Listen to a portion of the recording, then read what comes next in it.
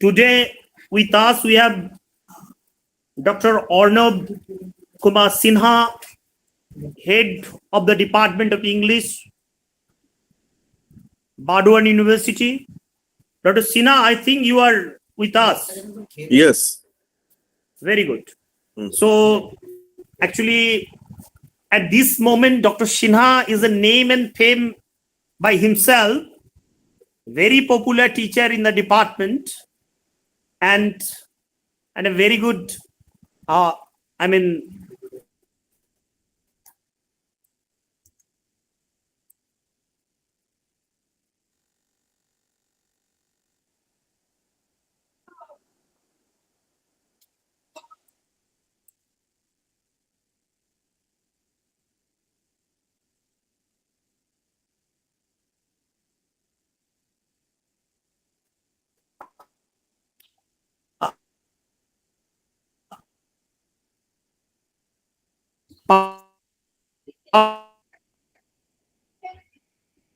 public.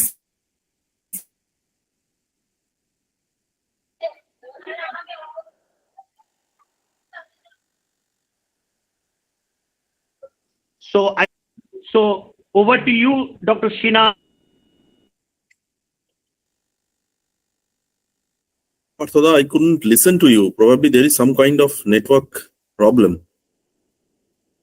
Should I begin?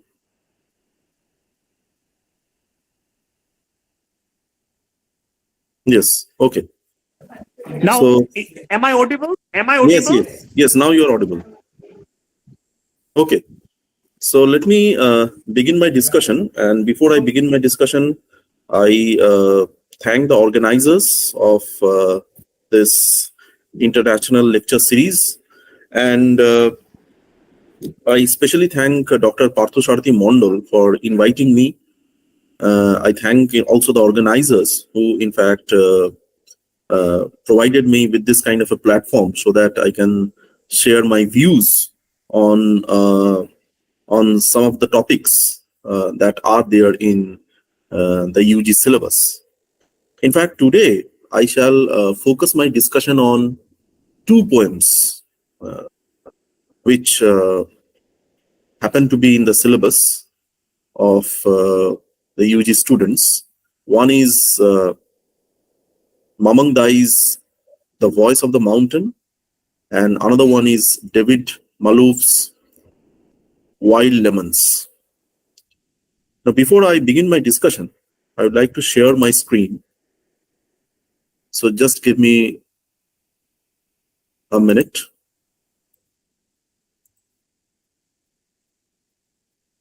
Yes, I hope all of you can see the screen.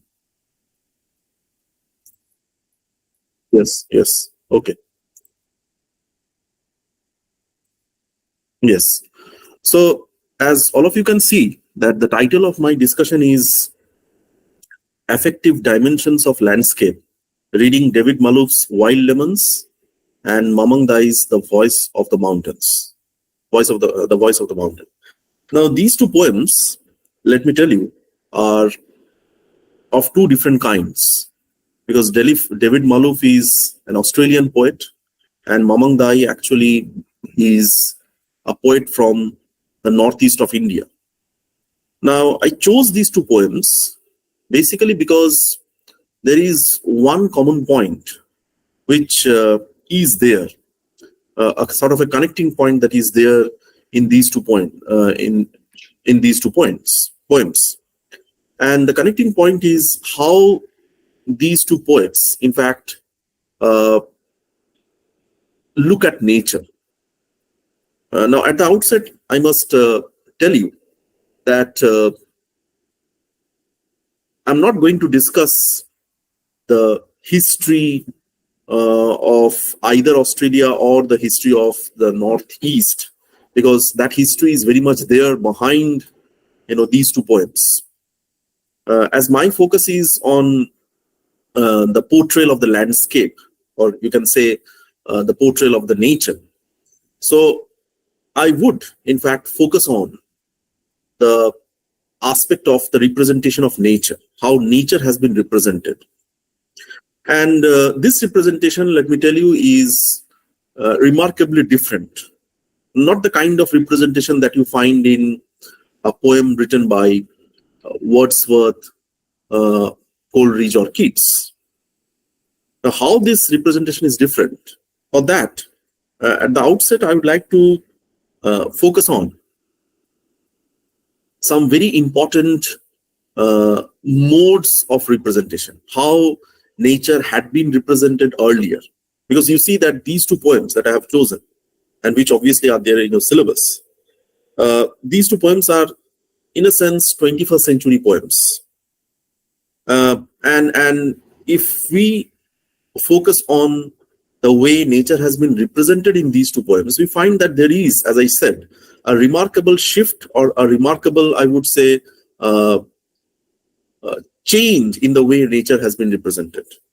Now, if we look at the representation of nature in the 19th century England, because you are all conversant with Keats's poetry, Wordsworth's poetry, Coleridge's poetry, and the poetry of the other English romantics. So in these poems, I hope most of you have read poems written by Keats, Coleridge, and Wordsworth. So in these poems, you find that nature and natural entities are often treated as the other. In fact, references to birds, trees, rivers, in all these references, you find that nature is behaving like a human. And that is what the eco-critics, that is what those who work in the field of environmental studies, they say that is an anthropocentric viewpoint. In fact, when you read the short stories written by some very modern writers, Indian English modern writers, for instance, when you read the short stories written by Ruskin Bond and the other contemporary writers, then you find that in those short stories also, nature is speaking like humans. So this is in fact this perspective had been there. When you read Wordsworth's poetry, when you read Coleridge's poetry, when you read Keats's poetry, there are references. In Ode to Nightingale, there is a very important image, blushful Hippocrene, where the entire fountain is as if blushing. So again, there are references in Keats's poetry where nature is behaving like a woman. So in this way, you always find that in the British English canon of romantic poetry, nature is the other. Nature is behaving like a human. And this is an anthropocentric viewpoint. In fact, in Indian English literature also, if you look at the Indian English literary canon, you can find similar representations. You read Sarojini Naidu's poems, you read A.K. Ramanujan's poems, and you find that how these poets, in fact, have attempted to read nature from a human perspective. Human attributes, human understanding, human feelings have been very importantly imposed on nature and natural entities. Right. So this representation, or these representations rather, are conventional modes of representation. And here nature, as you see, is speaking, or nature is being given human attributes. Nature is speaking like humans. Now, if we move a little bit further and focus on some of the very important emerging theoretical ideas, then you would see that there is one particular philosophy which, in fact, tries to look at nature, or there is one particular philosophy which is the philosophy of animism, as you can see in this slide. which very emphatically, yes. Hmm.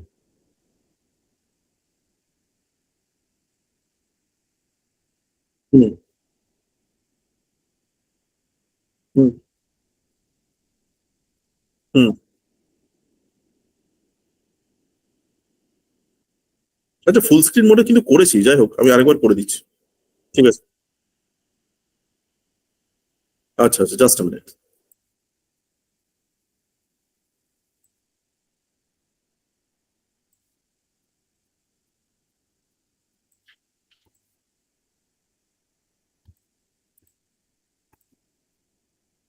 হচ্ছে, এবার দেখা যাচ্ছে? এবার কি হচ্ছে? ফুল স্ক্রিনটা দেখা যাচ্ছে?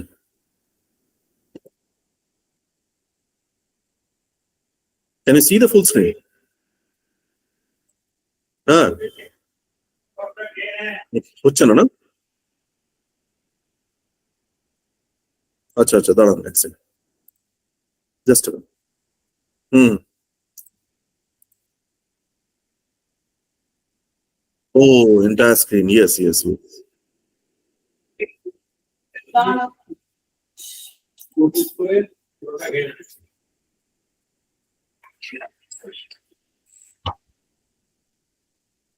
পাওয়ার পয়েন্টটা না?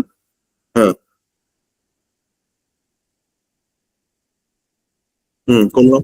হুম। ও, এবার ফুল স্ক্রিন রাউন্ড করলে দেখা যাবে। এটা হচ্ছে? Okay fine. হ্যাঁ, ঠিক আছে, okay fine. So as I was saying that, you know, this philosophy, why I'm discussing this philosophy, because this philosophy will help us in understanding Malouf, uh, Malouf's point of view, and also Mamang Dai's point of view. Now, philosophy of animism, I'm not going to discuss this much because, again, this is a very complex philosophy. But this philosophy, in fact, and if you read the entire slide, you can find that I have mentioned the name of David Abram, and David Abram is one of the key figures in this critical discourse of animism. Now, why this philosophy of animism? Because in the contemporary times, I'm talking about the late 20th century, right from the 1990s, because this philosophy became very much important in the 1990s, and now most of the writers and authors, in fact, are using this philosophical point of view to write different kinds of texts. Now, in this philosophy, nature is not, in a sense, distinct from the human. Nature is no more, in fact, treated as the other.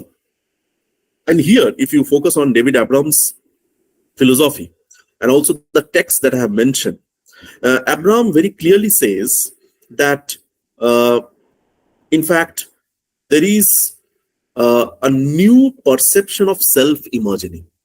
I have, as you see in the slide, I have marked that portion in red font. So Abram very importantly is talking about a new perception and also a new sort of a language. It's not simply the earlier kind of mode where the human language was imposed on the animals, rivers, trees, and such other elements, right? So it's a philosophy which focuses on more than human world. That is something which is there in the title of David Abram's text, and it is a kind of a philosophy which very significantly talks about a new perception of self-imagining, where the human self, in fact, is in a sense interacting with the natural elements, and it is trying to form a kind of a common flesh. The idea of a common flesh, all within a common flesh, is something which is important. So rivers, mountains, trees, animals, these entities are, according to David Abram, according to the philosophy of animism, should not be seen as non-human things, Rather, it should be seen as a sort of a kind of a it should be seen from the perspective of a kind of a body.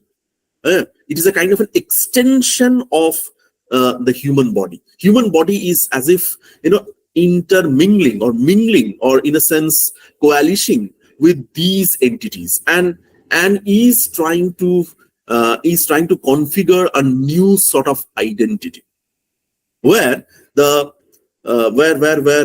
humanness in fact is lost. Human identity কিন্তু আর অতটা distinct থাকছে না from the non-human entity.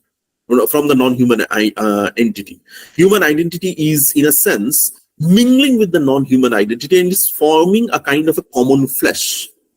And this is something which David Abraham says is important from the point of view of the philosophy of animism. Now, there is also another very important critic. The name of this critic is Robin Wall Kimmerer, and you can also see the name of the book, the title of the book that I have mentioned in this slide. Now, Kimmerer also very importantly believes that even the plants can tell us her story. So, if humans, in fact, try to build a kind of a very deep and intricate relationship with natural entities, then there is a possibility of even listening to the wind. This listening to the wind, this listening to the rivers, this listening to the mountains is not a kind of a listening where humans are hearing to a voice that is speaking like the humans, but hearing to a voice that is incomprehensible. But still there is a voice. Just mark the title of Mamang Dai's poem, The Voice of a Mountain. So, can a mountain have a voice? In reality, no. If we look at it from a point of view of human rationality, no. How can a mountain have a voice? Right? But a mountain can have a voice if we look at it from the philosophy of animism. The point is, Kimmerer and David Abrahams, they very importantly argue that there is a possibility of even listening to the voice of the plants, or the voice of the trees, or the voice of the mountains, if a kind of a intimate vocabulary is developed. And what is that? How can that intimate vocabulary come up, or how can that intimate vocabulary be developed? It can be developed only when there is a complete communion with the nature, where the humans, in fact, do not look at nature from an anthropocentric viewpoint, but rather they mingle with nature and try to be one with nature. And they do not distinguish nature from the human identity. If this is possible, then there is, as Kimmerer believes, there is this very important, there is this possibility of listening to the voice of the mountains is there. The possibility is very much there that one can listen to the voice of the mountains. One can see, one can in fact hear what the river is speaking. Right. Now, here, very briefly, I would also like to refer to Lacan. He is a French critic. Now, Lacan, in fact, talks about two different orders, symbolic order and the imaginary order. Now, this imaginary order is important for those philosophers who are working in the field of animism, because the philosophy of animism very importantly incorporates the Lacanian idea of the imaginary order. Now, what is this imaginary order? The imaginary order is that order, that phase in the life of an infant, where the infant realizes, or where the infant in fact believes that his self in fact is something which is in communion with every other object that is around him. In the imaginary order, the infant does not distinguish his self from the other objects that are there around him. So the self of the child in the imaginary order, as Lacan says, is not a well-formed self. It is very much amorphous. It is very much flexible. And that's why the child in the imaginary order, very importantly, according to Lacan, looks at different objects as something which is a part of his own self. However, in the symbolic order, as Lacan says, when the child starts learning the language, it's only then that a kind of a gap is created between the other objects that with which the child at one point of time in the imaginary order was united.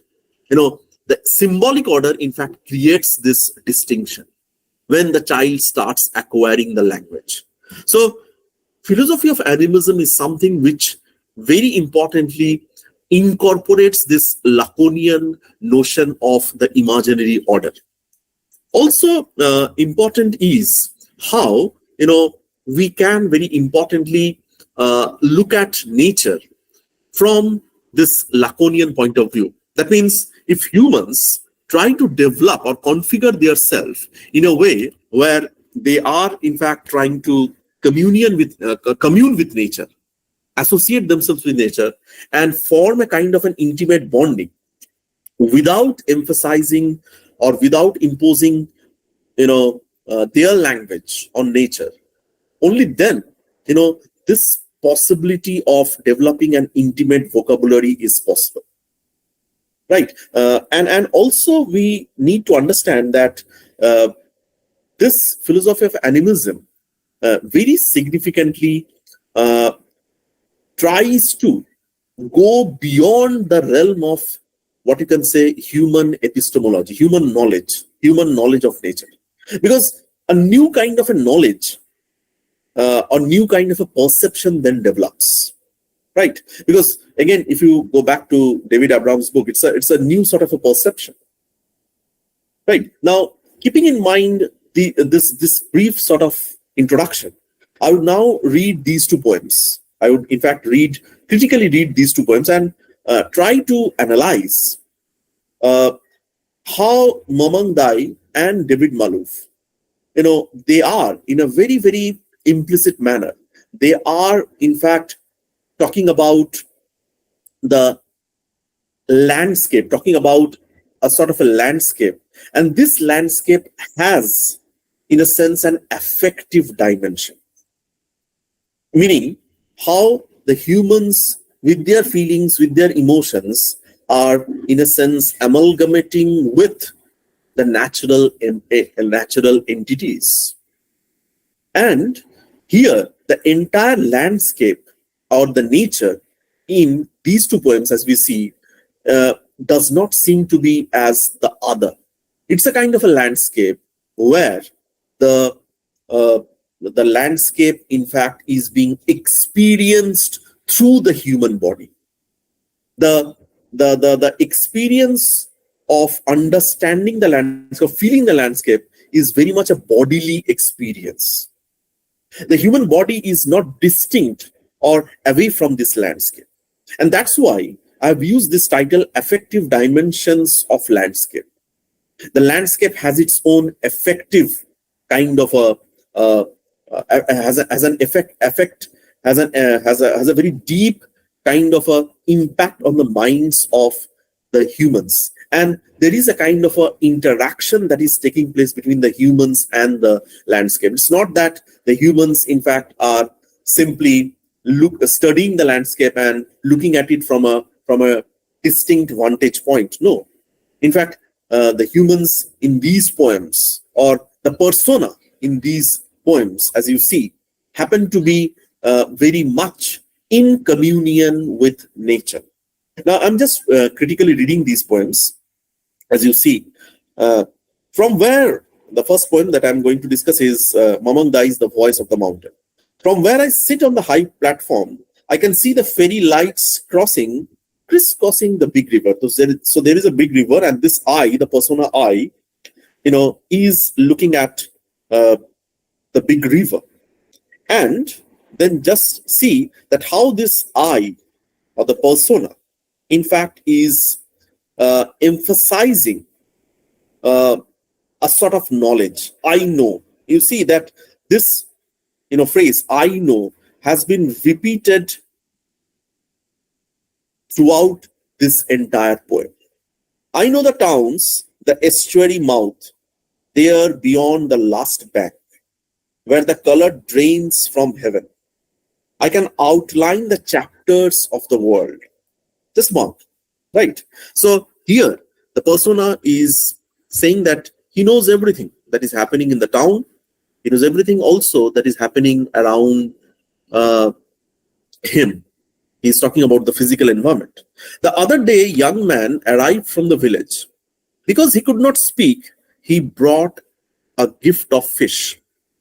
From the land of rivers, it seems such acts are repeated. Now, you see that in this poem, this young man, he who is being referred to, he cannot speak. So there is a kind of a, situation where this person who is being mentioned, the he, he's unable to speak. And here, what is he doing? Because he could not speak, he brought a gift of fish from the land of rivers. It seems such acts are repeated. So this person, he, in fact, has brought a fish from the land of rivers. Now, after this, you see that I have marked some lines in red font, because these lines are important from the point of view of understanding that how a new sort of communication is being developed, new vocabulary. Because in the philosophy of animism, as you see, David Abrahams talks about the emergence of a new vocabulary. Now, let me tell you that this vocabulary is not the human vocabulary, not the vocabulary that we use in order to communicate with people of our race or people of our species. It's a different kind of a vocabulary. And just mark what Mamang is saying. We live in territory. We. Now just mark from I, here, we. Mamang is talking about a group of people. Obviously, Mamang here is referring to a group of indigenous people who are very close to nature. Mamang is referring to the indigenous people, a particular community of indigenous people who are very close to nature and who obviously have a very, very, very, very deep kind of a knowledge about the events that are happening in the physical environment. We live in territories forever, ancient and new. And as we speak in changing language, I also leave my spear leaning by the tree and try to make a sign. Just mark, we speak in changing language. So we here, obviously, one we, the meaning of, we is obviously the community of the indigenous people. But we can also here mean, these indigenous people, trying to communicate with the river, the mountain, and the stones, and everything that is part of the nature, the natural entities. And here, I also leave my spear leaning by the tree. The spear is leaning by the tree and try to make a sign. Just mark that no language here is being used. Human language is totally absent. A sign is being made in the tree. And through this particular sign, the persona is trying to convey his or her emotions to the natural elements. I am an old man sipping the breeze. So the persona, as you see, is taking different forms. I, we, this is continuously interchanging. I can be a young man. I here is now in this context an old man. And then I is, as we see, also transform into we. Where the I is talking about the entire indigenous community. I am an old man sipping the breeze that is forever young. In my life, I have lived many lives. My voice is sea waves and mountain peaks. So in the last stanza, there is a reference to a sign. Through a particular sign, this persona is trying to communicate his or her emotions to the nature. And here in the next stanza, as you see, The persona is saying, my voice is sea waves and mountain peaks. So sea waves and mountains, obviously sea waves do have a sound. Mountain peaks, if one reaches the peak of a mountain, there also, due to the sound of the wind, there is some sort of a voice that one can hear. So again, these voices, voice of the sea waves, voice of the wind that is passing through the peak of a mountain, these voices are not a part of the human vocabulary. But these voices are very important from the point of view of association with the nature. So the persona is one with the nature, one with the, united with the nature. And the persona, in a very assertive tone, says that his or her voice is the sea waves. So this persona is rejecting the human language and is asserting the fact that sea voice actually is the kind of voice that is there as a common point, as a point of communication between the humans and the non-humans. In the transfer of symbols, so signs, voices of sea waves, voices of mountain peak, voice of the wind at the mountain peaks, and transfer of symbols. So speaking through symbols. In the transfer of symbols, I am the chant syllable that orders the world, instructed with history and miracles. So it is through symbols that this communication is taking place, this interaction is taking place. I am the desert and the rain. Even the desert, if one goes to a desert, there is a voice. Again, this voice is beyond human comprehension. But there is obviously a voice one can hear in a desert, the voice of the wind that is flowing through the sands of the desert. And also the rain also has its own voice. The wind bird that sits in the west, the wild bird that sits in the west.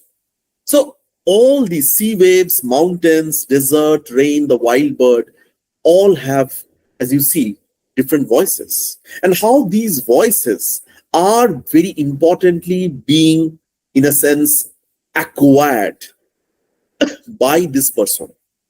The persona is very keen to acquire this, or you can say, use this particular voice in order to communicate with the non-human entities.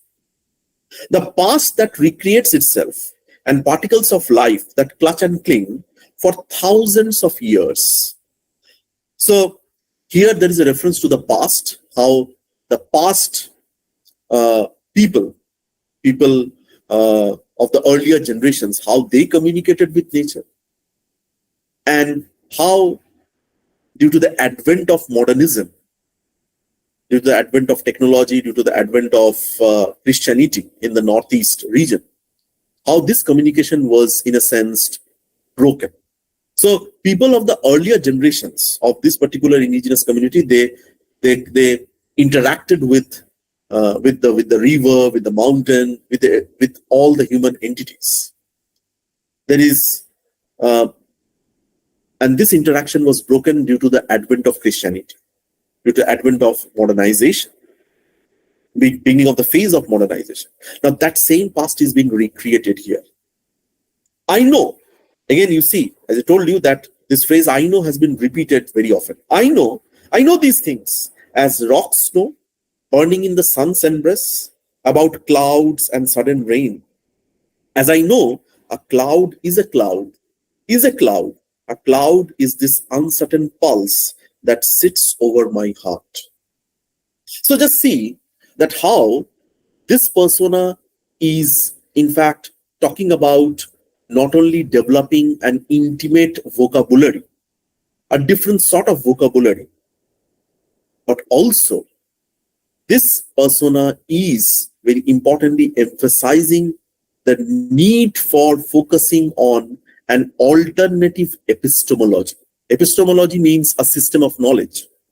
So we, the humans, always, depend on the human system of knowledge for analyzing anything. But here, the persona is saying that he knows the cloud, he knows the rocks and what the rocks feel, and he also knows that the way the clouds change their shapes, the way the clouds assume a sort of uncertainty, that is very much similar to the uncertainty of the beating of the heart. So this sort of, what you can say, connection between the human heart and the cloud, and this sort of, what you can say, emphasis on developing an alternative epistemology. This is something which is important in the context of Mamang Dai's poem. In the end, the universe yields nothing except a dream of permanence. Peace is a falsity. A moment of rest comes after a long combat. From the east, the warrior returns with the petal of peonies. So it's not, with the blood of peonies. So blood of peonies, blood is related to the human body. Peonies is a flowering plant. So just mark that it's not the blood of the humans, it's the blood of the peonies. So just mark that how the human figure here has been replaced with that of a flowering plant. So the warriors are returning with the blood of peonies. So interchange of the human figure with that of non-human entities. With the blood of peonies. I am the child who died at the edge of the world. The distance between end and hope. The star diagram that fell from the sky. The summer that makes men weep. So all these images, as you see, are very distinctly evocative of the intimate sort of relationship that is being formed between the humans and the non-humans. And also how, there is this, what you can say, eradication of or erasure of the distinction between the human and the non-human. The human and the non-human cannot be distinguished. Blood of peonies. Human and the non-human cannot be distinguished. Right? And similar such images are there also. I am the woman lost in translation who survives with happiness to carry on. I am the breath that opens the mouth of the canyon. So, mouth of the canyon. And the poet is saying that it is the breath that opens the mouth of the canyon. So, it's not the breath that is opening or coming out from the human mouth. So, human mouth is replaced by the canyon. The sunlight on the tips of trees, there where the narrow gorge hastens the wind. I am the place where memory escapes. So this human entity, this persona, is now the place, is now the landscape, right? I am the place where memory escapes, the myth of time. I am the sleep in the mind of the mountain. So the mountain having a mind and the mountain sleeping.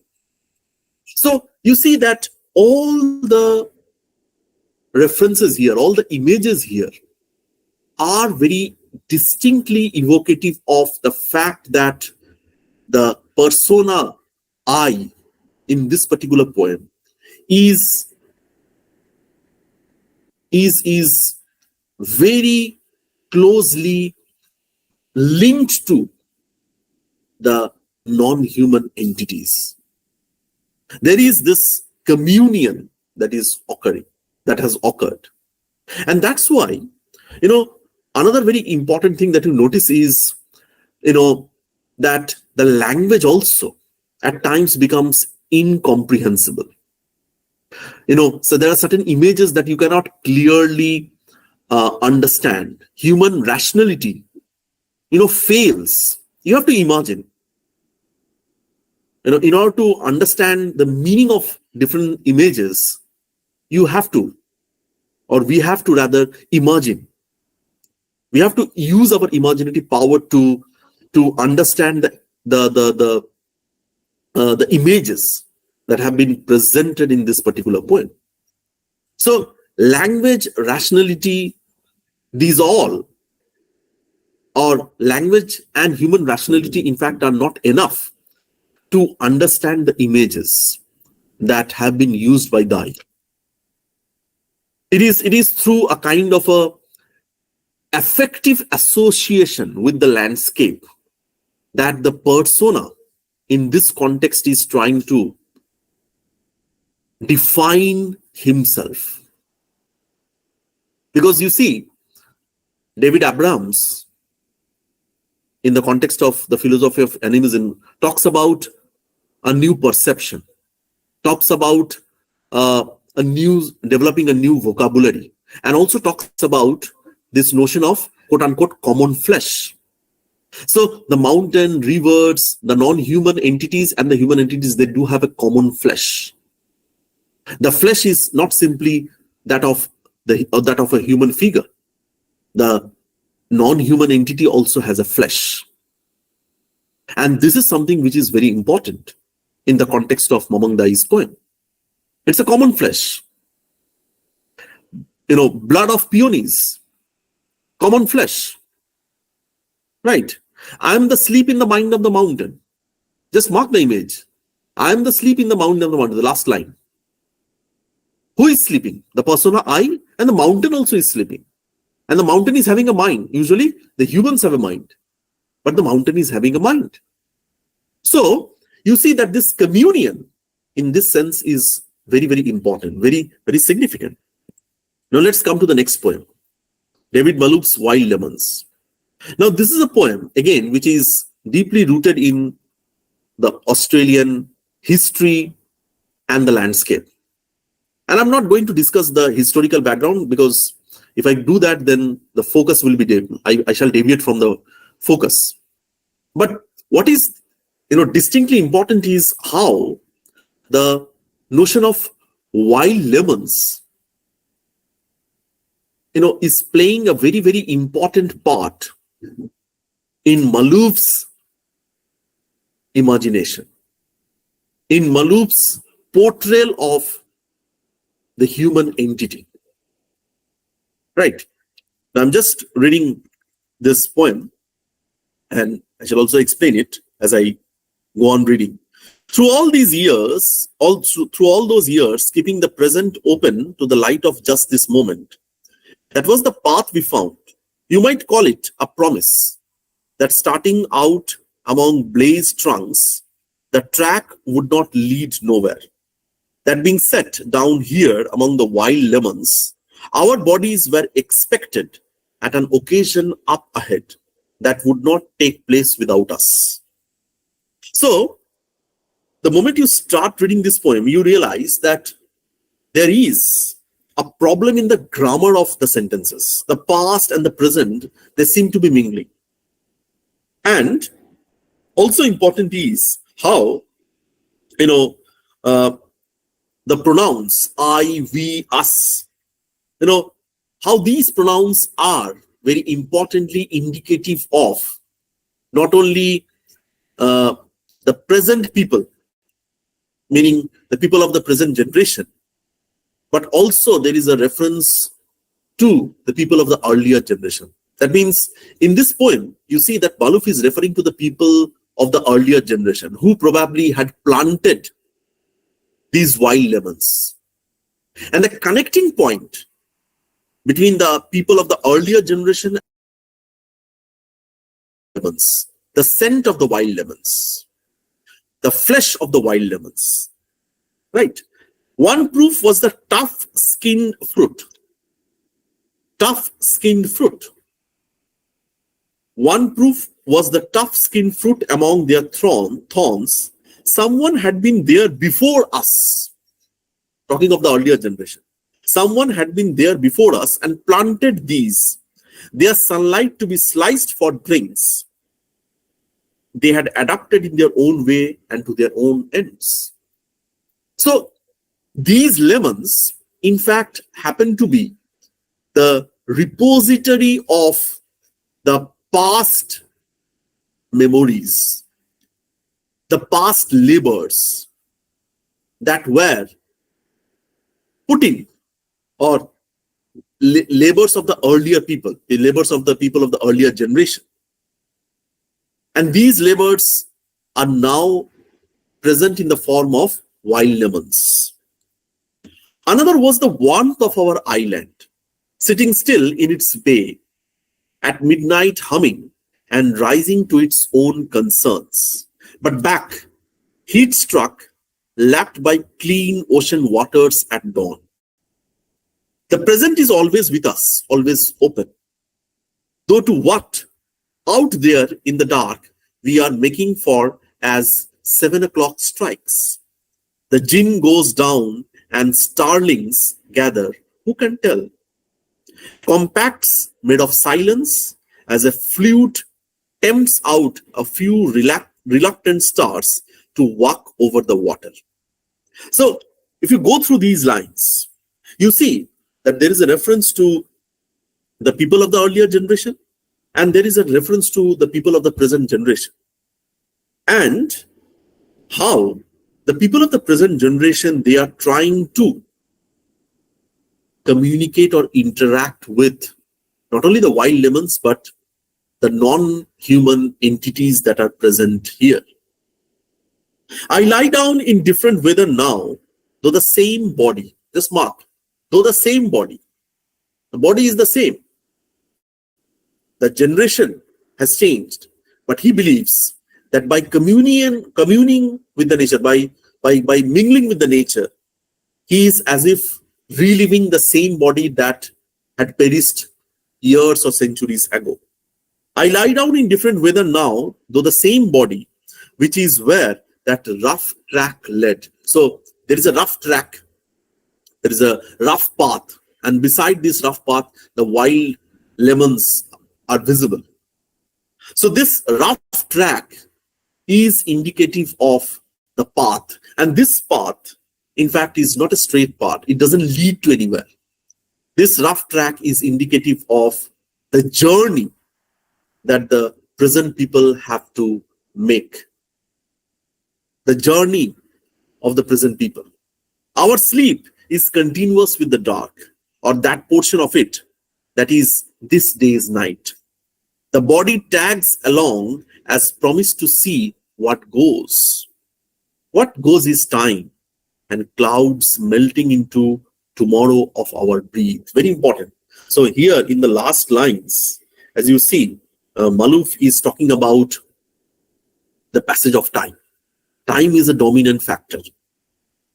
It was because of time that the people of the earlier generation, they passed away. It is because of the time that the people of the present generation will also, become extinct. But what will be the connecting point? The connecting point will be this nature. So time, therefore, is a dominant aspect. That is, this day's night, the body tags along as promised to see what goes. What goes is time and clouds melting into tomorrow of our breath. Very important. Clouds melting into tomorrow of our breath. In Mamang poem, there is a reference to the clouds. And clouds in Mamang poem is symbolic of the beating of the heart. And here, clouds, according to Malouf, is symbolic of the melting of the human breath. In a sense, it is also a reference to the heart. Because we breathe because of the pumping of the heart. We breathe because of the lungs. So, clouds melting into tomorrow of our breath. So, how the clouds, in fact, become one with the breath. A scent of lemons run wild in another country, but smelling always of themselves. So, the scent of lemons is there in another country. But another country means, obviously, it is there probably in some other nation, in some other place.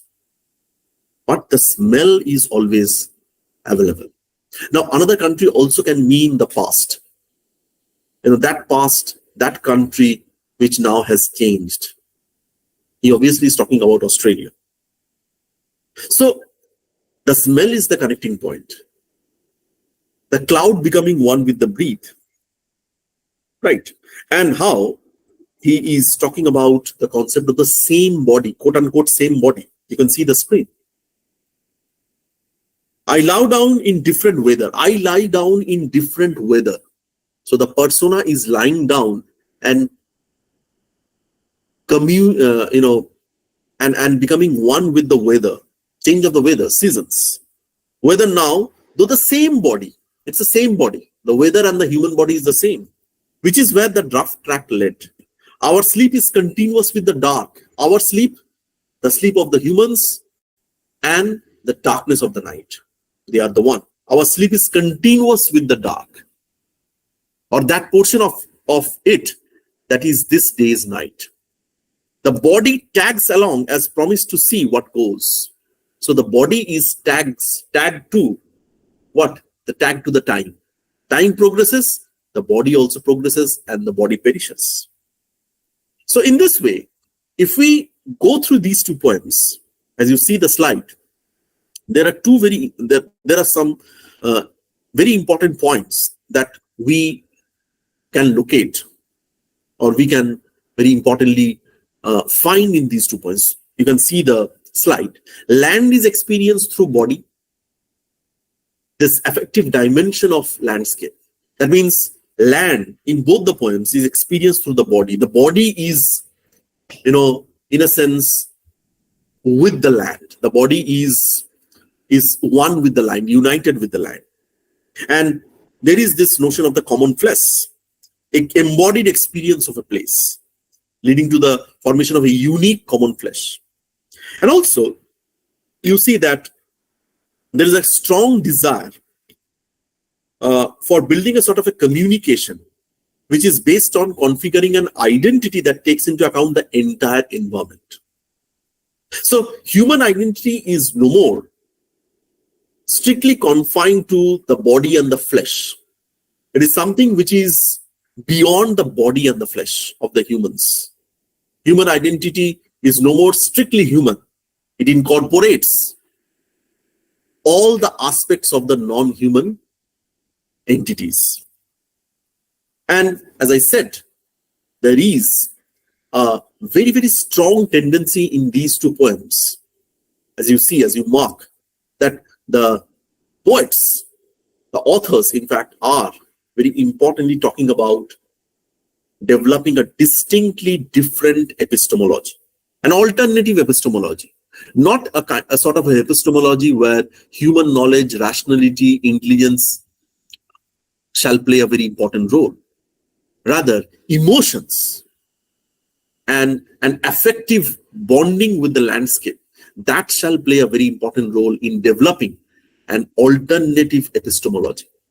And that's why the emphasis in Mamang Dai's poem is on this word know. I know. Now here, I'm almost trying to conclude now. Now there are 2 very important critics that I would like to contextualize in my discussion. One is Bruno Latour. Now, Bruno Latour, in fact, is a sociologist who has talked about the actor network theory. Now, Latour believes that actor network theory is a kind of a theory where the humans and the non-humans, they form a kind of a close bonding. And it is because of this close bonding that a network of association is formed. Earlier, as Latour says, humans were the actors. And humans believed that they have a sort of agency in defining what form the nature is assuming and what kind of nature is there around the humans. But Latour says that in the present context, even the non-human entities are also actors. So the prominence of the humans, or the dominance of the humans, is no more there. actor network theory is about a kind of a society where things, objects, natural entities are all in association with the humans. And it's a kind of a space, it's a kind of a social space where the actors happen to be all these objects, including the humans. Humans are not prominent, or in a sense not, I would say, not important in this association.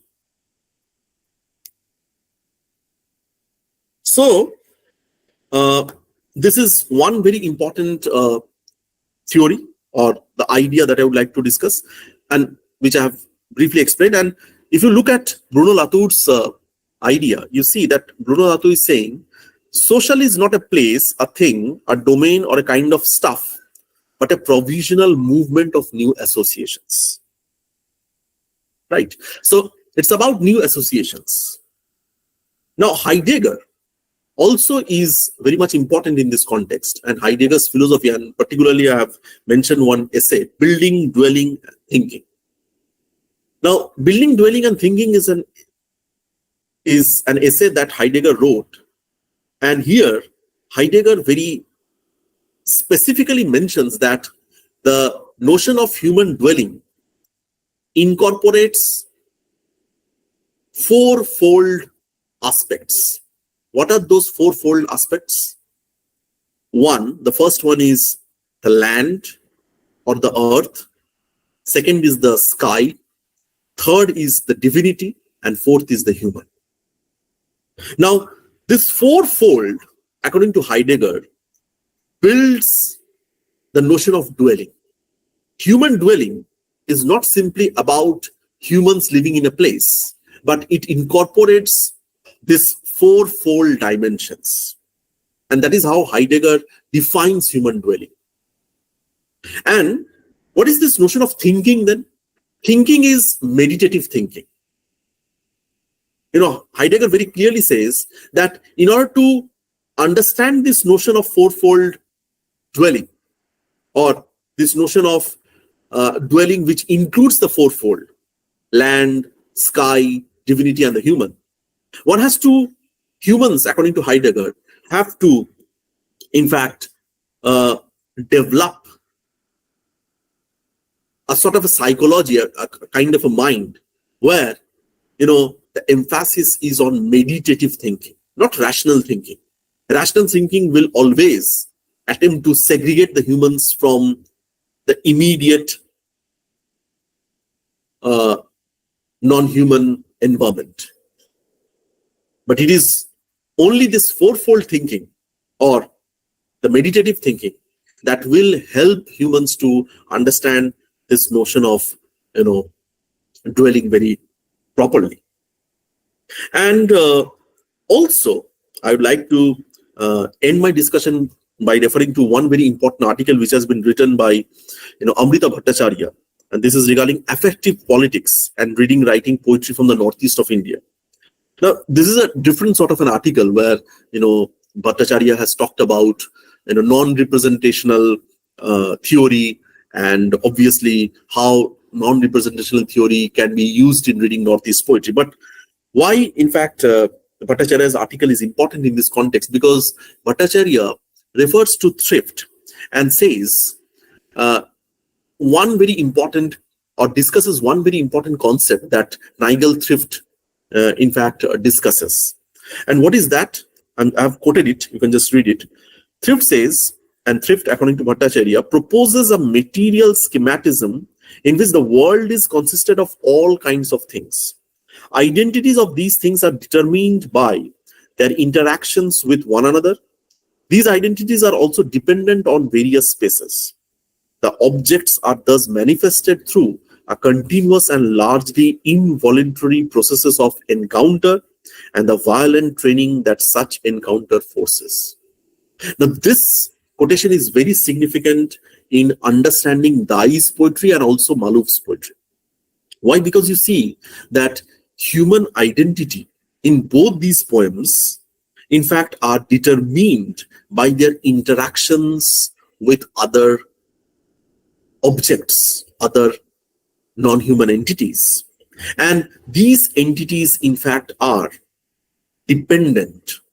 Humans are dependent. In Mamang Gai's poem, the persona I is dependent on the river, mountain, and the other non-human entities, to define himself or herself. So there is a sort of a interaction, an interactive space that is being built up.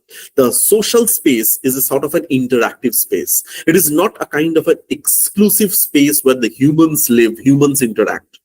It's a kind of a space where a new sort of, what you can say, dynamics is developing. And this dynamics is the dynamics of mingling with the nature, understanding what the nature speaks, how the nature speaks, listening to the voice of the mountain, listening to the perceiving the scent of the wild lemons, and how the wild lemons are connected with the human body. Right. So in this way, in fact, Heidegger also, I mentioned Heidegger. Heidegger also says that the essence of the fourfold, because when one talks of human dwelling, the essence of the fourfold is something which cannot be ignored. So humans happen to be one of the fourfold dimensions. Sky, earth are the other two folds. So humans cannot therefore ignore, according to Heidegger, the environment, the non-human entities. In fact, Heidegger also in his philosophical, in this particular essay, Building, Dwelling, Thinking, says that how, with the help of meditative thinking, humans themselves can connect to the physical environment. And this connection is something which is very deep. This connection is something which is very intricate. And this connection is something which is also very much required. And this connection is something which is also important from the perspective of human identity. In fact, Heidegger says that if there is a particular thing in the human space, in the space where the humans lives, then humans develop a sort of an affective connection with that particular thing. এটা আত্মিক যোগ হয়ে যায়। এই আত্মিক যোগটা এরকম যে এই আত্মিক যোগটা হিউম্যানসদেরকে ওই অবজেক্টের সাথে কিন্তু কানেক্ট করে দেয়, এবং ওই অবজেক্টটা যদি অ্যাবসেন্ট হয়ে যায় তাহলে কিন্তু humans they suffer from a sense of identity crisis. So there are many objects around our vicinity with which we are spiritually connected. Now, this spiritual doesn't have any religious connotation. With which we are spiritually connected, but in a sense, but if one of those objects happen to be absent, then humans suffer from a sense of identity crisis. So objects are not non-entities, or objects are not something which, according to Heidegger, are distinctly different, or in a sense the other. In fact, these objects, according to Heidegger, happen to be part and parcel of the human identity. Right. So I would like to end my discussion here. And if some of you want to ask me questions, or if you would like to interact with me, you can do so.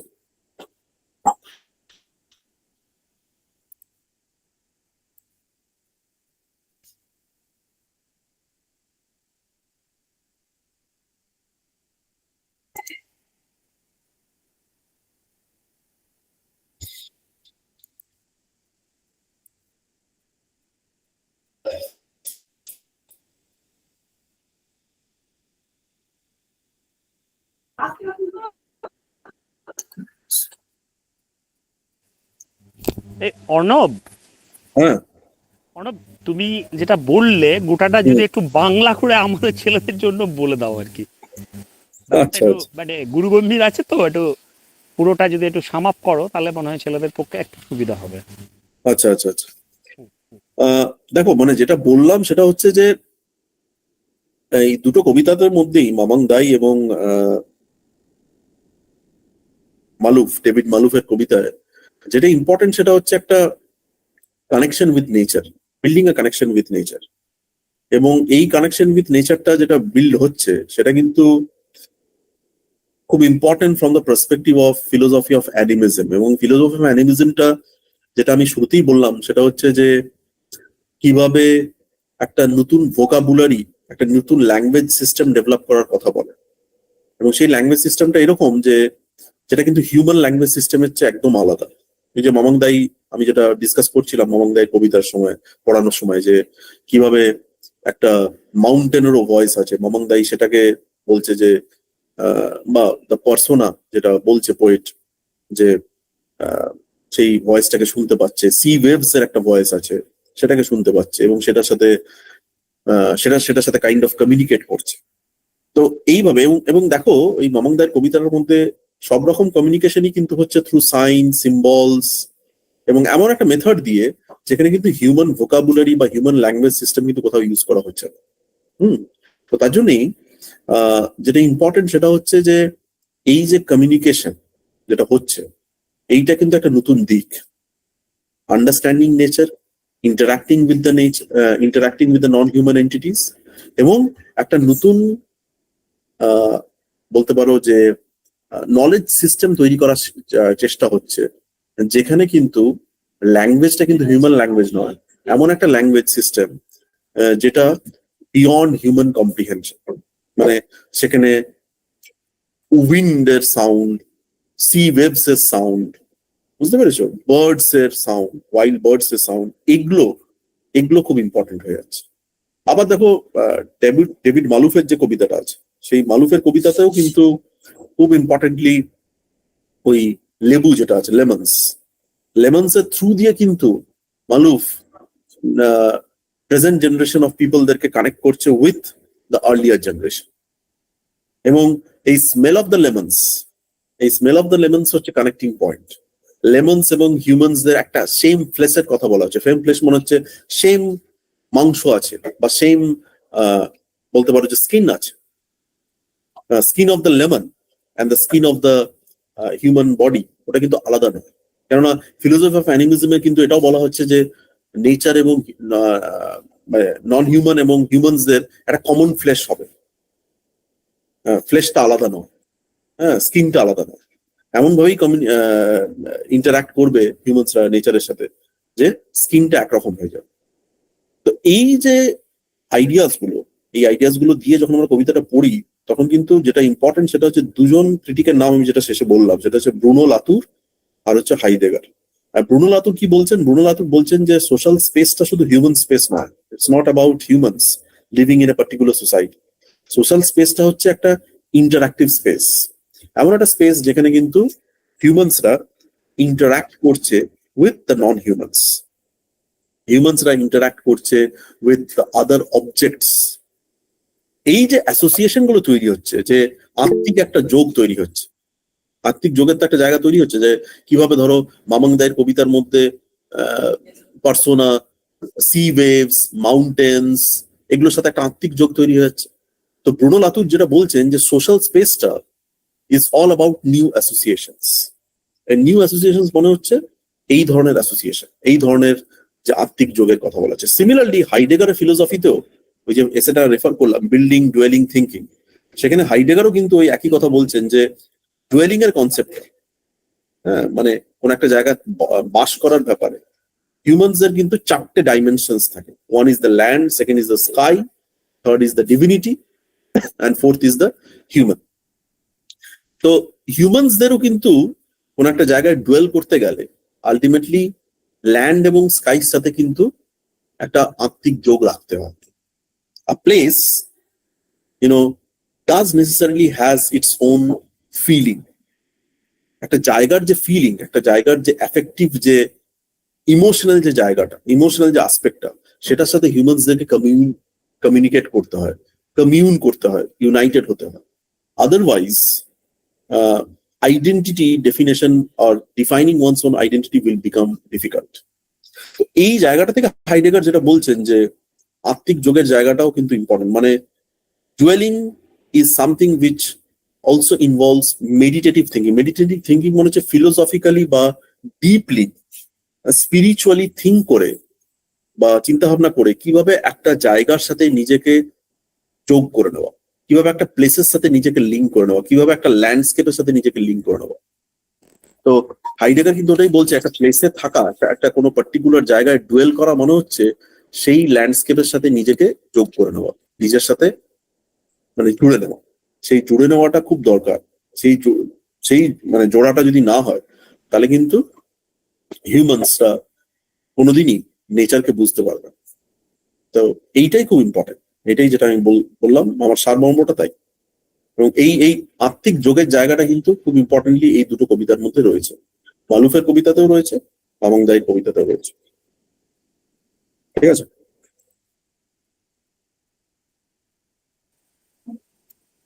ছেলেদের and থেকে যদি কোনো question, anybody if you like to ask any question. Arnab, chat বক্সে মনে হয় একটা দুটো question দেখো আছে আমার মনে হচ্ছে। না, চ্যাট বক্সে কোনো কোয়েশ্চেন নেই, একজন শুধু কমেন্ট করেছে, Shubham Majumdar. It seems more raw and natural than the romantics, the one or wholeness which was absent in the romantic poetry. হ্যাঁ, আমি তো বললাম যে রোমান্টিক পোয়েট্রির চেয়ে একদমই আলাদা। রোমান্টিক পোয়েট্রি পোয়েটসদের ট্রিটমেন্ট অফ নেচার, আর কন্টেম্পোরারি যারা, এদেরকে রোমান্টিক্স বলা যাবে না অবশ্যই, কন্টেম্পোরারি অথার্স যারা ল্যান্ডস্কেপকে রিপ্রেজেন্ট করছে, তাদের ডিফারেন্সটা তো ভেরি মাচ, এখন মানে আমার লেকচারটা শোনার পর তো বুঝতেই পারছো যে ডিফারেন্সটা কোথায়। মানে তখন নেচারের মধ্যে একটা হিউম্যান ফর্ম খোঁজা হতো, যেটা আমি বললাম কিডসের প্রচুর এমন কবিতা আছে যেখানে নেচারকে হিউম্যান ফর্মের পার্সপেক্টিভ থেকে দেখা হয়েছে। কিন্তু দেখো এরা কিন্তু ওই সি, মাউন্টেন, লেমন্স বা পুরো ল্যান্ডস্কেপে কোথাও কিন্তু হিউম্যান ফর্ম খুঁজছে না, ওরা কিন্তু নেচারের সাথে ওয়ান হয়ে যাওয়ার কথা বলে, অ্যাসোসিয়েট করার চেষ্টা করছে এবং একটা নতুন ভোকাবুলারি বিল্ড করার চেষ্টা করেছে, একটা নতুন ল্যাঙ্গুয়েজ সিস্টেম বিল্ড করার চেষ্টা করছে। ঠিক আছে,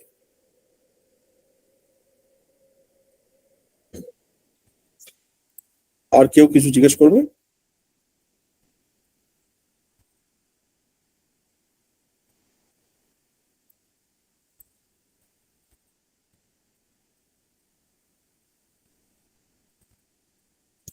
Yes,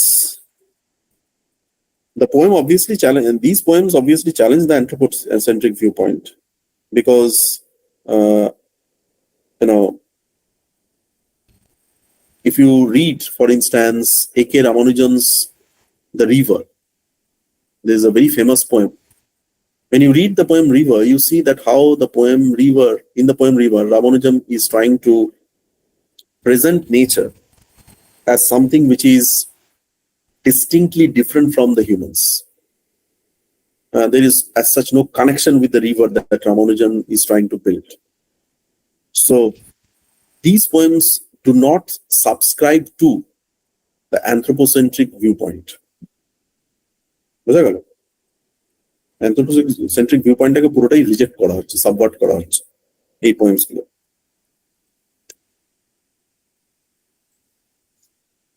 আর কেউ যদি কোনো প্রশ্ন থাকে কারোর?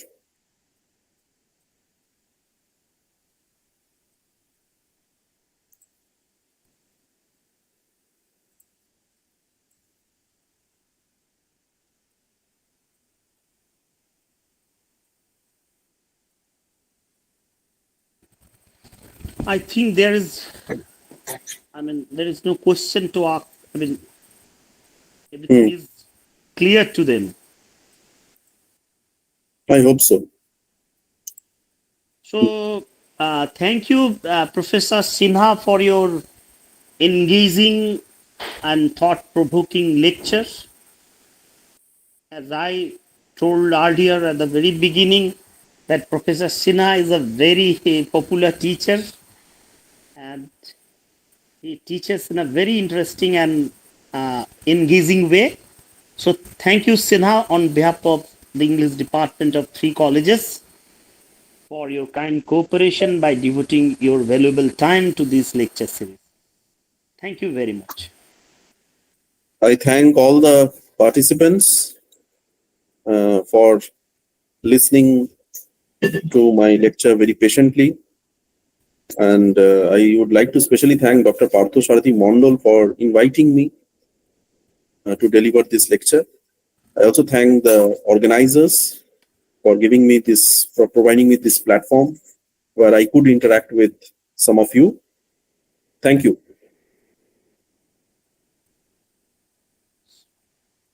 So I think I would like to end here. একটা কেউ কোশ্চেন Thank you. মনে হয় এখানে পোস্ট Oh. করেছে last. Acha.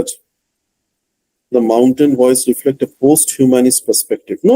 I think there is as such no post-humanist perspective. In fact, there is no humanist perspective in here. This entire perspective, as I said, is a kind of a perspective which is beyond human comprehension. The mountain's voice here is not, I repeat, not reflective of any post-humanist perspective.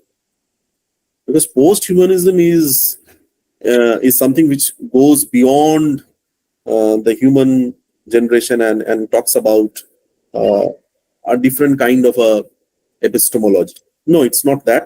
See, the mountains here, or the voice of the mountain here, is evocative of developing a new sort of epistemology, new sort of language system. And you see that it's not post-humanism because humans are very much involved here. It's not that humans are totally absent.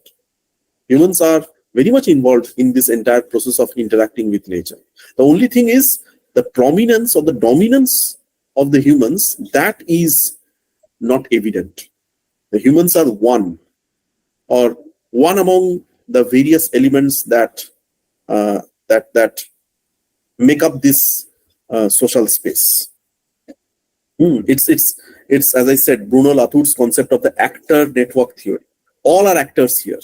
Humans are not the only actors, right? And the mountain is an actor, river is an actor, human is an actor. All are actors here, and it's a kind of a network that is formed among the actors. That is the point. ঠিক আছে তাহলে শেষ করছি। Thank you. Okay, thank you.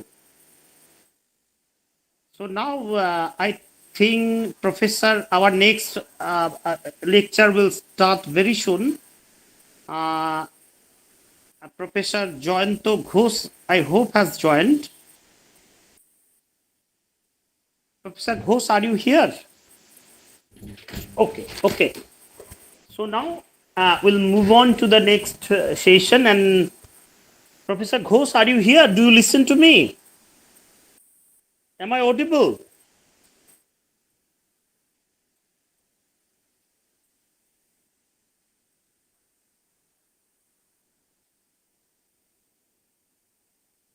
Hello? Professor Jayanto Ghosh? But no sound from him. Okay. So now, do you hear me, Professor? Am I audible, sir? Ghosh? Yes. So now we'll move on to the next session, and with in this session we have with us Professor Jayanto Ghosh, assistant professor from Ramkrishna Sarada VIdya Mahapitha, Hooghly.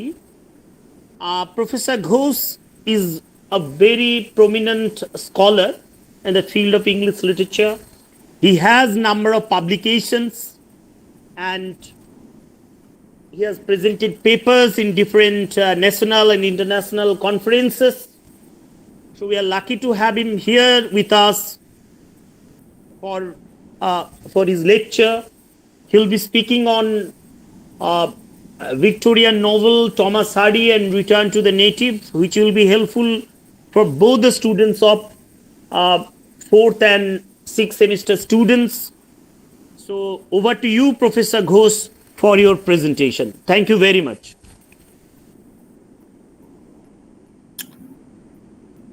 So hello everyone, and good morning to all of you. Hope I am audible and visible too. last night my personal computer is out of order, and that's why I'm extremely sorry I couldn't prepare any presentation. Hopefully this series of lectures are very helpful to you. Particularly I'm addressing to the students, I think. তাই তো সবাই students আছো এখানে, তাই তো? Yes. So I'm very honored and privileged that the organizers has invited me and provide me this platform to share my opinion and my learning on Thomas Hardy. As you all know, and as Partho sir has declared that already, that our today's topic of discussion is Thomas Hardy's novel, The Return of the Native. But before that, I would like to listen from you very candidly that whether you have gone through the storyline or the plot summary or the text of Return of the Native or not. Students, please response. তোমরা গল্পটা কি একটু জানো বা পড়েছো? Yes, sir. Shubham Majumdar says, Brishti, Farhana Khatun. So there are many hands, and it is good for me, so that I will not go into the storyline then. So can I take the liberty and get into the critical issues and the topics directly without going into the plot summary? Dr. Ghosh, for one suggestion, if you just, proceed with by telling at least the bare storyline plot of the novel, because some may be here who are not familiar with the storyline. Okay. I get your point. Just bare storyline and the characters. Okay, And I get your point. If you make it little bit bilingual, speak in Bengali, so students will be familiar. Okay, that's nice also.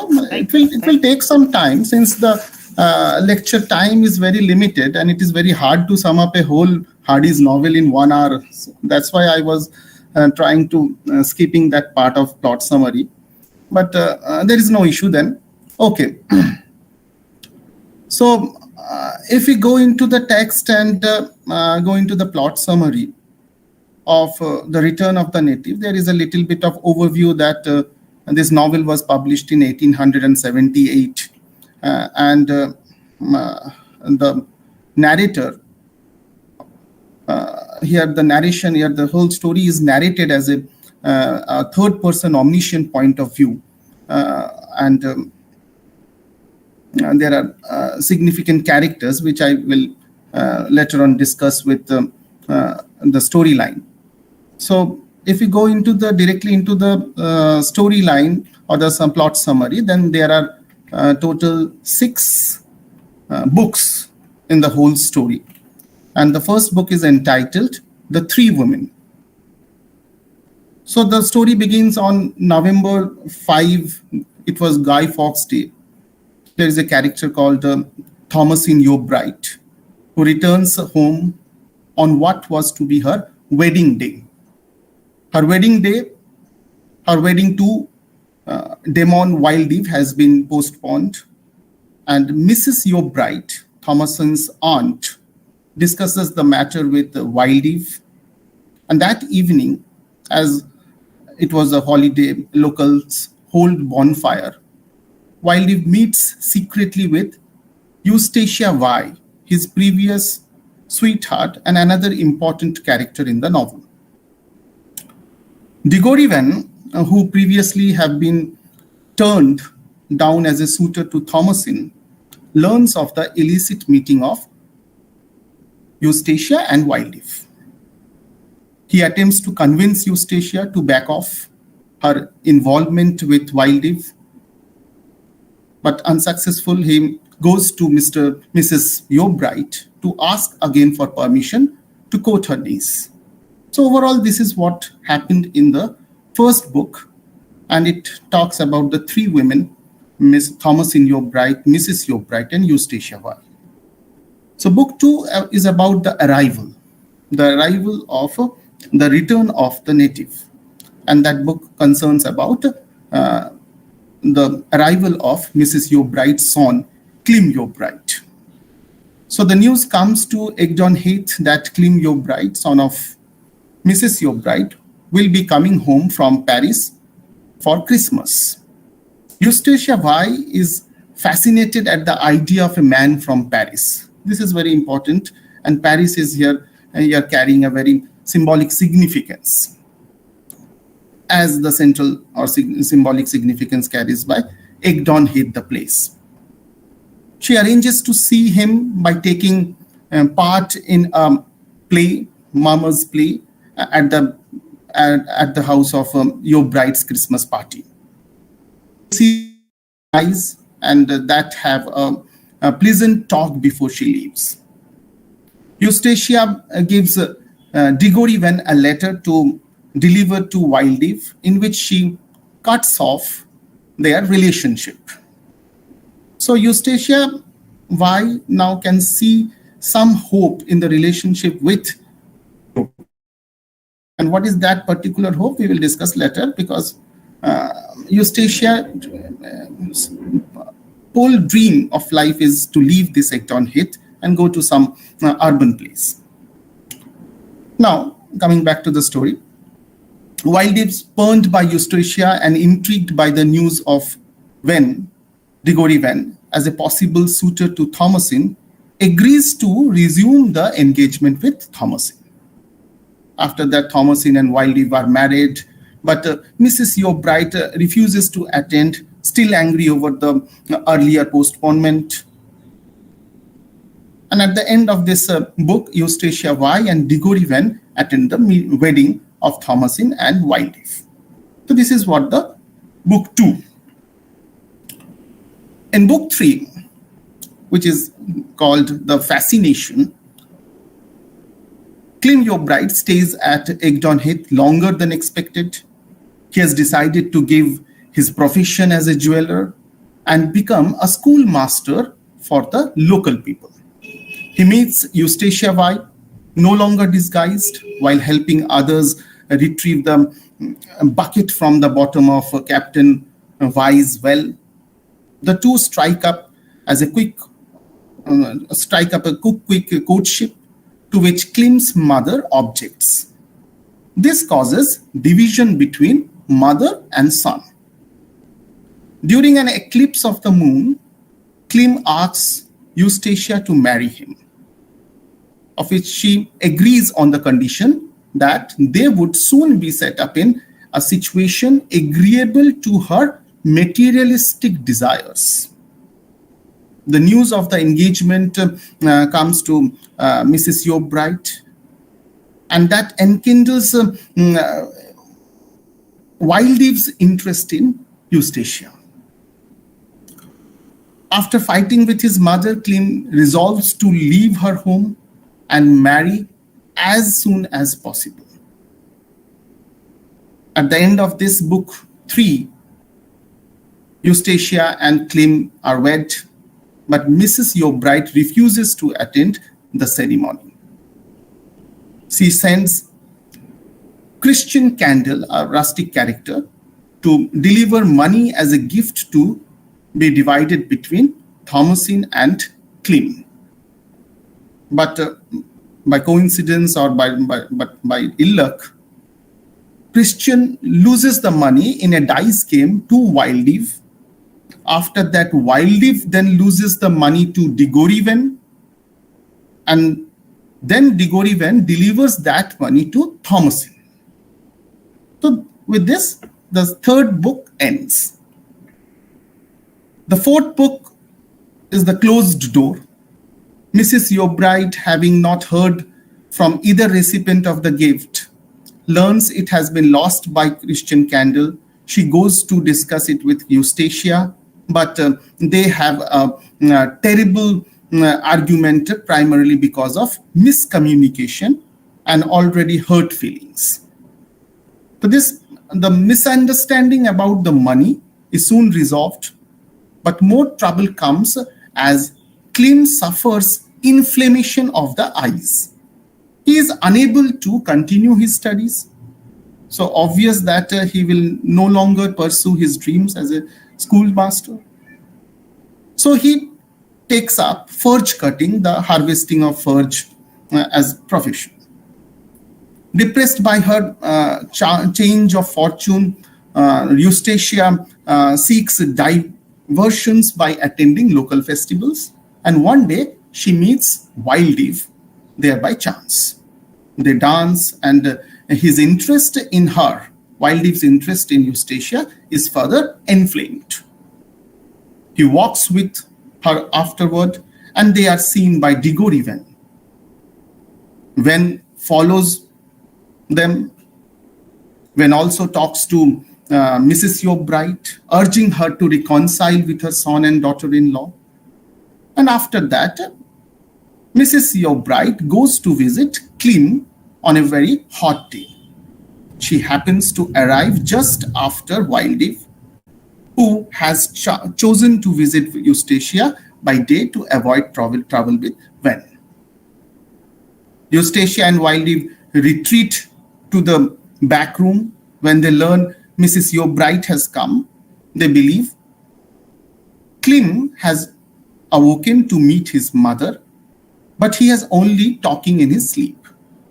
So there was also a misunderstanding and a very ill luck, again, a bad luck comes. Misfortune happens. Mrs. Yobright, having seen Eustacia through the window, believes she has been shut out deliberately. She lives in bitterness and talks with a young boy as she suffers in the heat. When Clem awakens, he is inspired to see out his mother and reconcile with her. On the way, he finds her collapsed on the heath, bitten by a snake, adder, a small poisonous snake. She dies that night, and Clem learns from the boy Johnny that his mother had believed her son had forsaken her. The same night, Eustacia learns Wildeve has come to a large inheritance. After this, in the book 5, there was a discovery. Clem Yobright suffers a deep depression after his mother's death. When he recovers, he sets out about learning the details of her last day. He soon learns that she had been at his house and had been seen but not let in by his wife.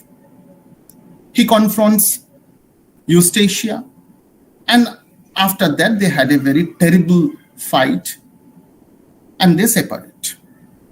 Eustacia moves back into her grandfather's house. On the first night, the servant Charlie hides Captain Y's pistol after realizing that Eustacia is suicidal. Then again, Guy Fawkes' day comes. So exactly 1 year, after 1 year, when the novel starts, Charlie starts a bonfire for Eustacia, not knowing that this will summon Wildeve as it had in the past. Wildeve appears and he agrees to help Eustacia leave Egdon Heath and go to Paris. So next day, Eustacia gives the signal to Wildeve to take her away. Wildeve has decided to go with her, eloping and leaving his wife and daughter behind. Thomasin notices his irregular behavior and goes to Clem with the alarming news that her husband and his wife are likely to run off together. At about the same time, Captain Y appears and tells them of Eustacia's recent suicidal mood. A search begins, but Eustacia is not found until after she has jumped into Shadwater Weir. Clem and Wildeve go after her, but only Clem survives. Wildeve, in his attempt to save Eustacia, died. The sixth book is after 8 months. It is called after courses. After 18 months, after the deaths, Thomasin has moved into her old home with Klim. Diggory Van reappears and begins asking Thomasin's attentions again. The two are soon married. Klim takes up a new profession as a preacher. So this is what the whole storyline. I think it is helpful to you all. Hello.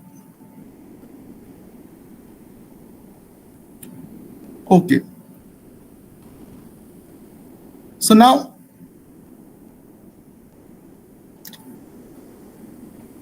The Return of the Native, this text, which was published in 1878, is Hardy's 7th completed novel and 6th published novel.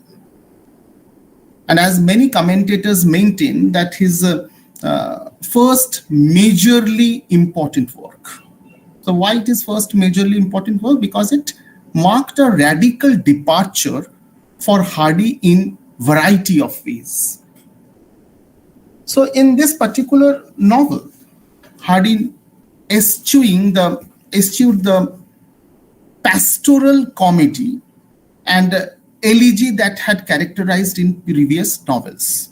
Rather, here he introduced a tragic vision of the world, which would become fundamental to the latter mature works of Hardy, like The Mayor of Casterbridge, Tess of the Arbor Hills, and Jude the Obscure.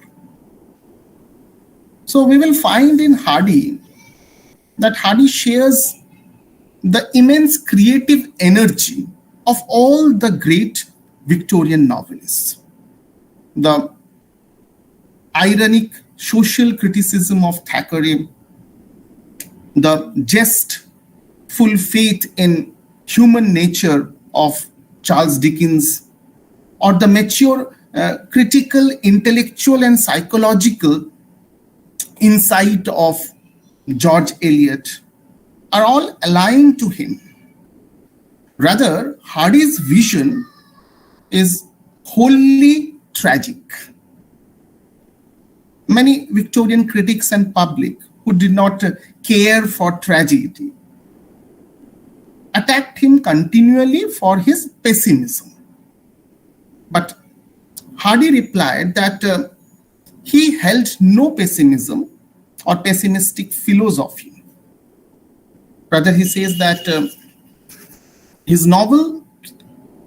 novel was not an argument. Rather, a novel is simply an endeavor to give shape and coherence to a series of personal impressions or seemings. So he is not arguing and presenting something. He is only giving shape and coherence to the series of personal impressions. Rather, Hardy speaks about or speaks of the ingenious machinery. He says that ingenious machinery contrived by the gods for rendering human possibilities of amelioration to a minimum. So, what is that machinery? There is a possibility of human amelioration, means the human tendency to become better. But somehow there is a machinery, there is a force, power, fate, chance, whatever you call, that renders it, that curtails it to a minimum result. And we may, that's why, justly complain that Hardy often invents a good deal of this ingenious machinery himself. And that's why we will find in Hardy, luck is always bad luck.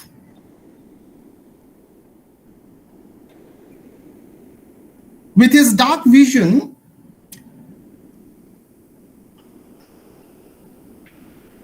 Hardy went into a deep human sympathy and understanding. For him, fiction is a power of observation informed by a living heart. So what we find in Hardy's presentation of life in his novels, or particularly in this novel, is a power of observation. And that power of observation is informed by his own living heart. Before writing this, or before the publication of this novel, 4 years earlier, in 1874, Hardy had written to Leslie Stephen. He was the editor of the Cornhill magazine. And there, he said that he was committed to delivering his materials at best he could to meet the pressurized demands of serialization. We all know that the Hardy's novel were serially published in magazines. So there was a pressure to fulfill the demands of the serialized publications. But his wish is in the future that he wanted to produce a novel which would show him to have higher aims, to be a great stickler for the proper artistic balance of complete work. After the 4 years, in 1878, this novel, The Return of the Native, is that complete first work of Hardy. And that's why, right in the beginning, I told you that it is the first majorly important work. It was during this period means that Hardy achieved this artistic integrity across the course of his life. Born in 1840, the son of a stonemason, he got his primary education from Dorchester, and then he worked 6 years. He worked for a local architect called John Hicks, and then in 1862 he moved to London. There he worked for another important person, Arthur Bloomfield. So during that period, Hardy became increasingly committed to self-education, reading widely in literature, history, and science, and under the influence of the close friend Horace Moule, M-O-U-L-E, becoming familiar with some of the most controversial texts of the day. And one of that controversial text is Charles Darwin's On the Origin of Species, with its particular focus on evolutionary mechanisms, adaptations, and the struggle for existence. There is another notorious essay at that time that was published in 1860, that is Essays and Reviews, which openly attacked established religious doctrines. In Hardy's works, we will find the direct influence of these works, Charles Darwin's works, and the influence of the essays like Essays and Reviews. So, in this particular text, the stage for this action, or the action in this, is the mysterious Egdon hit. And in this particular lecture, I would like to particularly focus on Egdon hit and the characters. This particular novel comes under the category of the characters and nature and environment. And possibly it goes with the last lecture also. So the stage of this action is the mysterious Egdon hit. An Egdon hit is not just a landscape. It is a landscape that permeates the novel, and the power and energy of which is recognized by all who come in contact with Egdon Heath. The Heath has all the vitality and presence of any character in the novel, as we can find in the presentation of the Moor in Emily Bronte's novel, Wuthering Heights, which was published 3 decades earlier in 1847.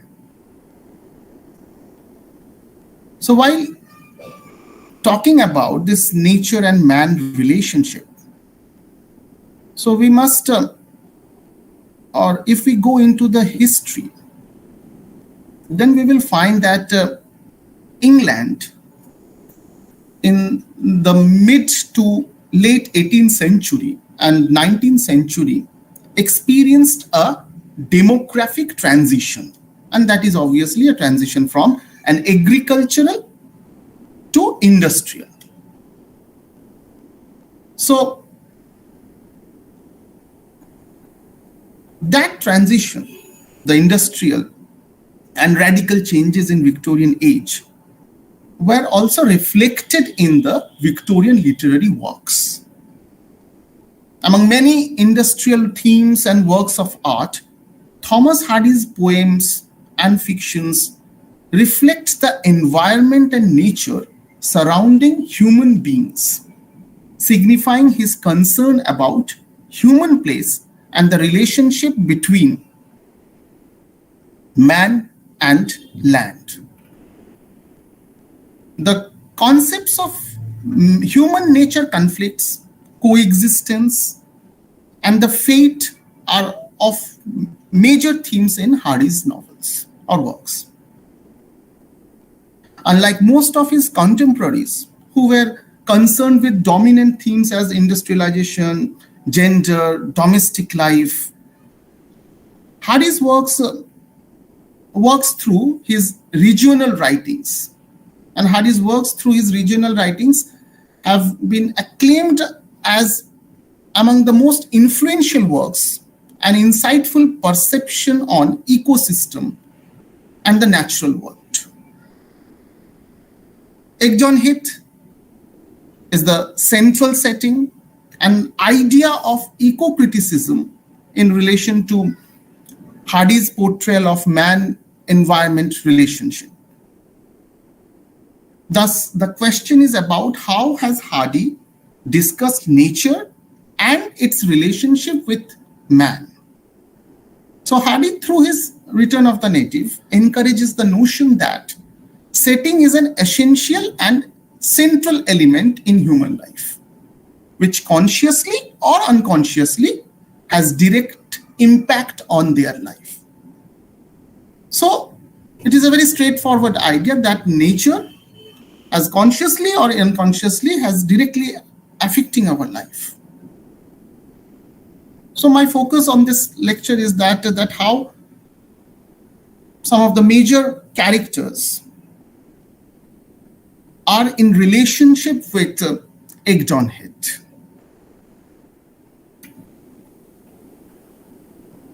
Hardy's choice of novels of characters and environment, this is the classification that he has done, and Return of the Native belongs to this category, along with Far from the Madding Crowd, Under the Greenwood Tree, etc. So Hardy's choice of novels of character and environment, to which Return of the Native is included, reflects his portrayal of interaction between characters and setting. For instance, in the description of the heath, Hardy says, it was at present a place perfectly accordant with human's nature, like man, slighted and enduring. This preoccupation with the human environment relationship in Egdon Heath identifies Hardy's intellectual endeavors about existence and his eco-critical insightfulness.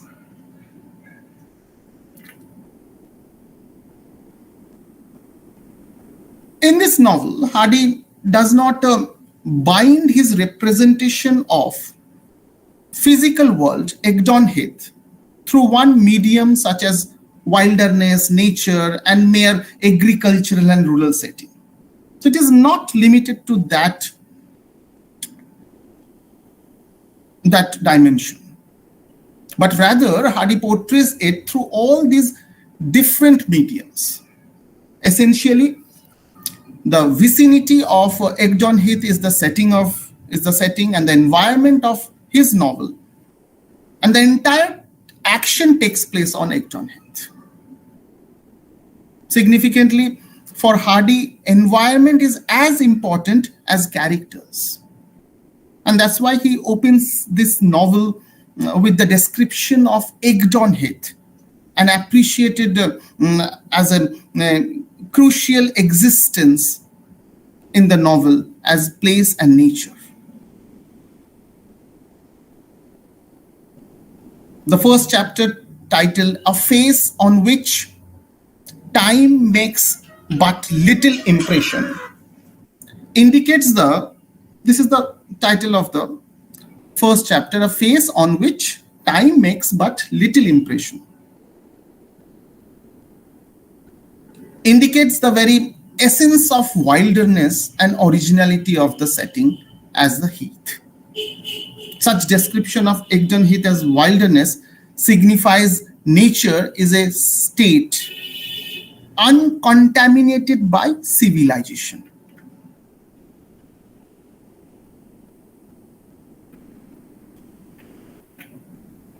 Now, as Egdonhith is characterized as Hardy's major and central character, Egdonhith was a chance to present human beings against a vast impersonal force of nature, and presented as a touchstone for humanity to live by and make judgments by. Egdonhith is a symbol of the cosmic world, of the mankind, and like a man, slighted and endured.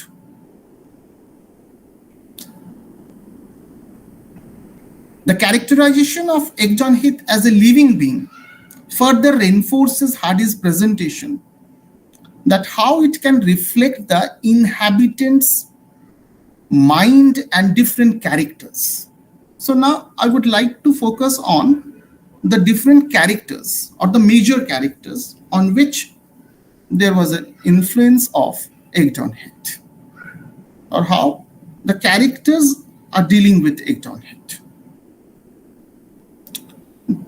Those characters who fail to adjust themselves to the heath. The heath has a representation of the natural world or the place of man, seems through every conceivable thick of manipulation and coincidence. The heath's indifference shows that destiny of every character seems to be decided by their adjustment to Egdonhith. So what will happen to a particular character, that depends on that character's acceptance or rejection of Egdonhith. For Eustacia Vi, Egdonhith is a dark and empty place that frustrates her. She rebels against it and finds it intolerable. There is a sort of beauty in the scenery. I know, but it is a jail to me, Eustacia says, quote unquote. The heath encompasses all the realities that are associated with various stages of the character. And although she imagines herself as a heroic figure, her failure is her inability to accept the realities of the heath. She is not separated from the environment, and Hardy describes her, that's why, as a raw material of a divinity, whose celestial imperiousness, love, wrath, and fervor had proved to be somewhat thrown away on Egdenheath. Eustacia has struggled to adapt her inner feeling with the physical world, and has struggled between her hope and dreams and the immovable and incalculable circumstances. This Egdenheath provides not only a social and realistic background to the confused, dreamlike, evanescent human lives like our Eustacia, but also a sense of doom that Eustacia wants to escape in both time and space. Eustacia says, "Oh, the cruelty of putting me into this ill-conceived world. I was capable of much, but I have been injured and blighted and crushed by things beyond my control." Eustacia's state of feeling depicts her unbearable emotions about Egdenheath. Extreme unhappiness weighed visibly upon her. Between the drippings of the rain and her umbrella to her mental, from her mental to the heather, from the heather to the earth, very similar sound could be heard coming from her lips, and the tearfulness of the outer scene was repeated upon her face. It is in Hardy, page number 490. So the heath is the unchangeable place of man as a representative and fictional symbol of nature. Hardy seems to suggest not only the indifference of the natural world to man, but also demonstrates the responsibility of man to understand nature. Eustacia always feels trapped, being trapped. She says that such feelings unavoidably depicts her inseparability from nature. Eustacia's contemplation about the heath is that it will be my cross, my shame, and will be my death. And what happens? Ironically, this comes true. So most importantly, the behavior of the characters helps us to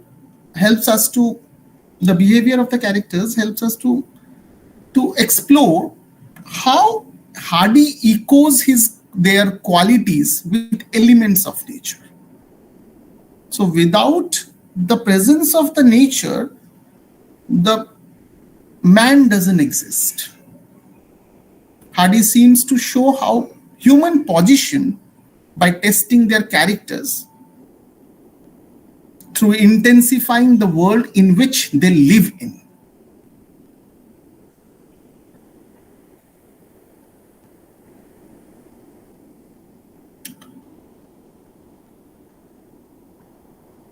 Eustacia's thoughts of the heath is a dim and an unimportant place. She is representative of feeling and never-ending desire, rebelling against this natural background. Another character, Mrs. Yeobright, Clem's mother, is a proud woman, inflexible standards. By the end, she becomes another victim of environment and dies because she is exhausted by the heat on the way back to her house and is bitten by a small poisonous snake, adder. Eustacia and Mrs. Your Bride are ceaselessly entangled and thwarted by the external forces. This indicates that the heat is not a world to be acted against, but rather acted in. Because, for instance, Eustacia seems to wed Egdon Heath without learning its language. She is peculiar with her place without having a moral alternative to it.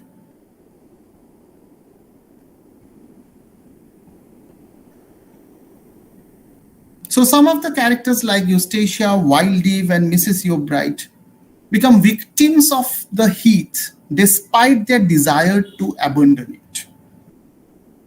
So this emphasizes Hardy's depiction of a strong bond between human beings and nature, because death is portrayed as the only escape possible.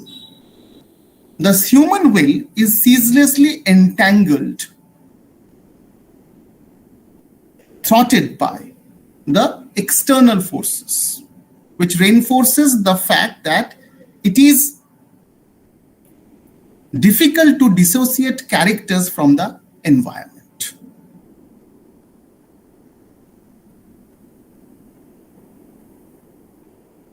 There are some characters who are portrayed to have positive approaches to the heat. Hardy describes the heat as a place perfectly accordant with human's nature. Hardy depicts the heat as a microcosmic world. Clem Your Bride, for example, is one of the Hardy's major character, has a harmonious relationship with heat and becomes absorbed in it. He is the son of Mrs. Your Bride and believed to be the native of the novel's title. Like other characters, Clem has a different attitudes toward the heat. He is shown to have an intimate knowledge of the natural features of the heat. Clem is one of the Hardy's major characters and has a harmonious relationship.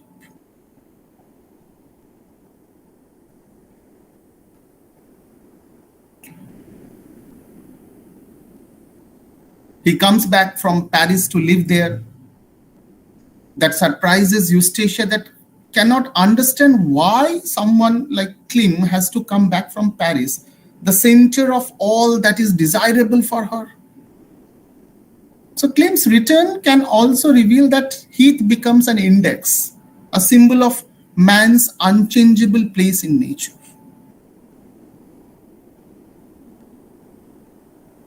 Thus, heat seems to become an antagonistic prison for the characters like Eustacia, but liberation for the characters like Clem Your Bride.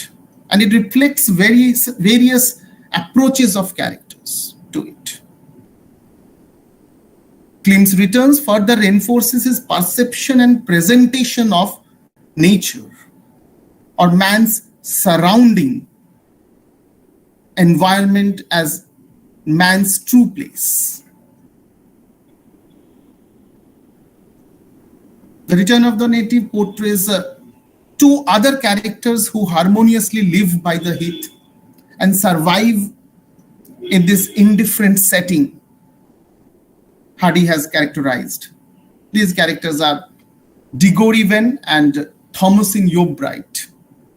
Both Diggory and Thomasin Your Bride do not seem to resist the heat and adapt themselves to it as their natural and appropriate place. Thus, we will find in the story, they are neither heroic nor tragic. If Clem said to be the prophet of the heat, Diggory is literally saturated with it, for his skin is impregnated with the materials dug out of earth. The red color skin. Furthermore, Thomasin brings a baby happily and when gets on thoroughly well and achieves his reward of marriage by the end of the novel. So both affect, antagonistic affect, harmonious coexistence, symbiotic coexistence with nature, we will find in the text. Moving away from this impact of Ekjon Hit on characters, I would like to focus on some other thematic concerns in the text. And these concerns are Hardy's tendency to question the existing system. And in that range, Hardy includes education, marriage, and religion. Just before he started to write this novel, Hardy also simultaneously started writing literary notebooks. So in an entry to his literary notebooks,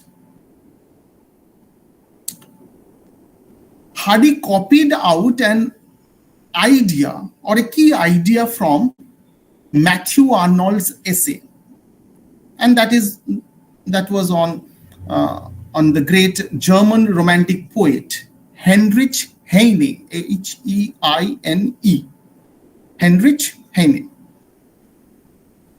In that particular quote, it is mentioned that modern times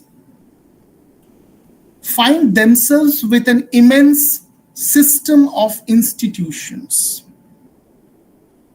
So there are many immense systems of institutions where marriage is an institution, education is an institution, religion is an institution, established facts, accredited dogmas, customs, rules. So these are all existing in our system, which have come to them, to the modern people, from times not modern. In this system, their lives has to be carried forward. Yet they have a sense that this system is not of their own creation, that it by no means corresponds exactly with the wants of their actual life. So what is the desire of the modern man and the existing system? Both doesn't go together. For them, this to maintain and to carry forward the existing system is customary, is not rational. The awakening of this sense is the awakening of the modern spirit. Within the text, we will find that Eustacia had that modern spirit. And Eustacia is not the only person. Eustacia challenges, criticizes the aggregated dogmas, customs, rules. Rather, if you minutely observe the novel, you will find that for all the major protagonists of the novel, except Thomasin, they all have some degree or another this sense of this modern spirit. They test the relevance of the contemporary world, of that immense system of institution has been imposed upon them. And central to this process is the character Klim Yobright, the native who returns from working as a jeweler in Paris, to the place of his upbringing, with a set of idealist plans for the society's improvement.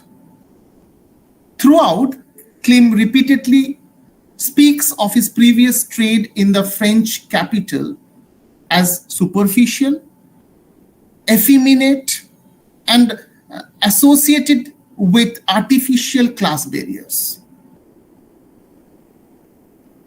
and thereby drawing attention to the novel's concern with both meaningful work and dominant models of masculinity. There is a critic called Gillian Beer, B-E-E-R, Gillian. Gillian Beer asks in the title of her significant essay, the title of the essay is, "Can the Native Return?" Physically, we will find that physically, of course, Klim's attempt to reroute himself is possible. But psychologically, his homecoming is problematic in number of ways. The backward return is possible only in the place itself is seen as unchanging.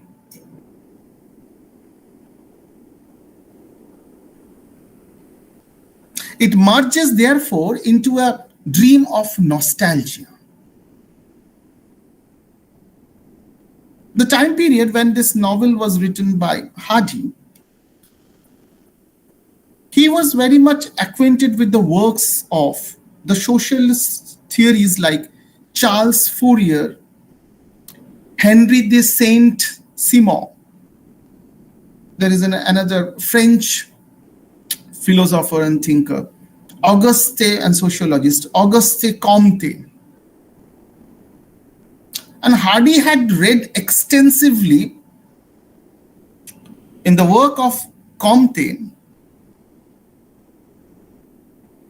who was the French philosopher and socialist, whose theory of positivism, and that positivism argues that science and by extension, society more generally develops through three key stages. So Auguste Comte talks about the three stages: theological stage, the metaphysical stage, and positivist stage. In the theological stage, where humans look to gods, spirits, or forces, and myths for explanation of phenomena. In the next stage, metaphysical stage, that is characterized by a faith and in philosophical, political, and social abstractions. Whereas the third phase, positivist phase, characterized by scientific progress, material realities, and an ability to measure every phenomena. This progressive model, prompted by the theory of positivism, had a very huge impact on the 19th century European writers and intellectuals, including John Stuart Mill, George Eliot, and Hardy too was clearly drawn to it. Even Hardy wrote that, and Hardy believed that, in quotation, "No person of serious thought in these times could be said to stand aloof from positivist teaching and learn ideas." So this positivist teaching and ideas are highly applicable to the text too. Now, keeping in mind that particular Comte's model, Klim's plans are ultimately unrealistic and unsustainable, since he fails to recognize how the egged-on heath is primarily stuck in the primary stage of Comte's model, in the theological stage, bound to superstition and theology. Klimt's latter partial blindness effectively symbolizes the limitations of the social philosophy and his fundamental miscomprehension of how change might be galvanized. So Hardy employs Klimt to reflect upon contemporary theory of higher degeneracy, where an overriding commitment to intellectual engagement and mental development results in physical and spiritual exhaustion. It is an idea that would, or which would feed into the complex post-Darwinian debates. So in the light of the collapse of Klimt's ideas and his increasing loss of identity as he is absorbed in the natural world, to Eustacia, Klimt becomes a brown spot in the midst of an expanse of olive green, gorse and nothing more. It is mentioned in the novel. And to his mother, Klimt appears, again quote, a mere parasite of the heath. So one of the most earliest critique of this Klimt's misguided attitude to the egged-on heath was D.H. Lawrence. And Lawrence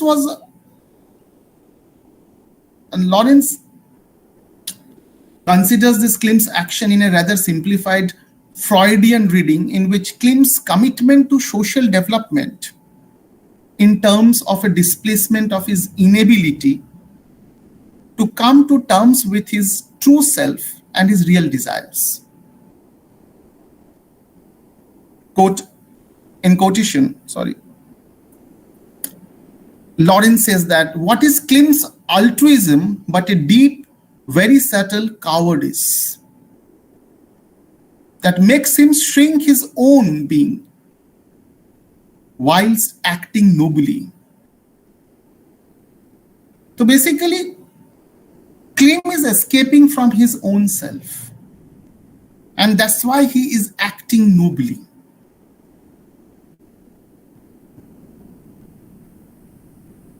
He is not able to undertake his own soul, and that's why he will take a commission for society to enlighten the souls of others. Moreover, Klimt's seeking to educate the society to which he returns can be fruitfully read in the context of, there is another context of universal primary education, the Education Act that was passed in 1870 by Gladstone's government. So this approach, we can read it from that context,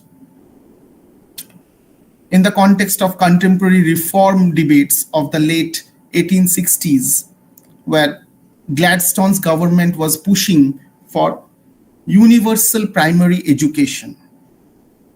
And there was a belief that if rural communities like Egged-on Heath fail to develop and adopt to the modern world, then in Darwinian terms, they will run the risk of losing the struggle for existence.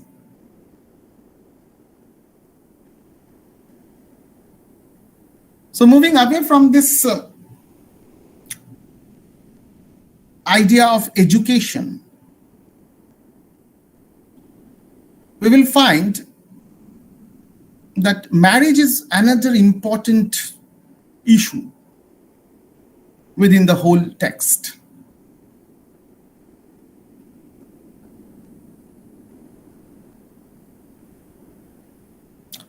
The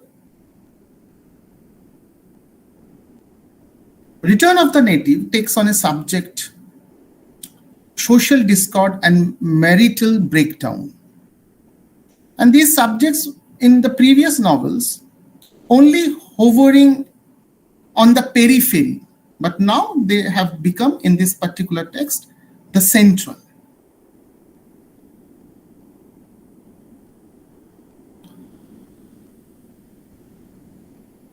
The text repeatedly highlights the ennui and sense of inevitable disillusionment Eustacia associates with desires, maps out the potential social destruction associated with the threat of multiple adulteries, exposes the jealousies rift within the Klim Yobride's family's relationships, and foregrounds the sexual impotence associated with a figure like Christian in an environment where kisses are at famine price. We will find that none of the romantic or sexual relationships in the text are in any way stable or definite. Wildlife shifts between Eustacia and Thomasin, or we can say that Eustacia between Wildlife and Klim. So it is a vision of sexuality as restless, disruptive, and inherently non-monogamous emerges. Even the final marriage between Thomasin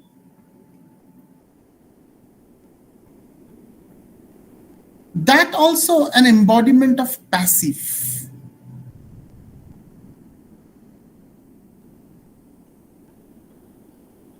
Diggory Van appears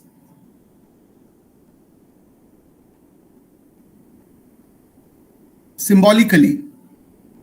Diggory Van cleansed himself of his profession, appearing fleshly whitened. At the end, he took the profession of the dairy.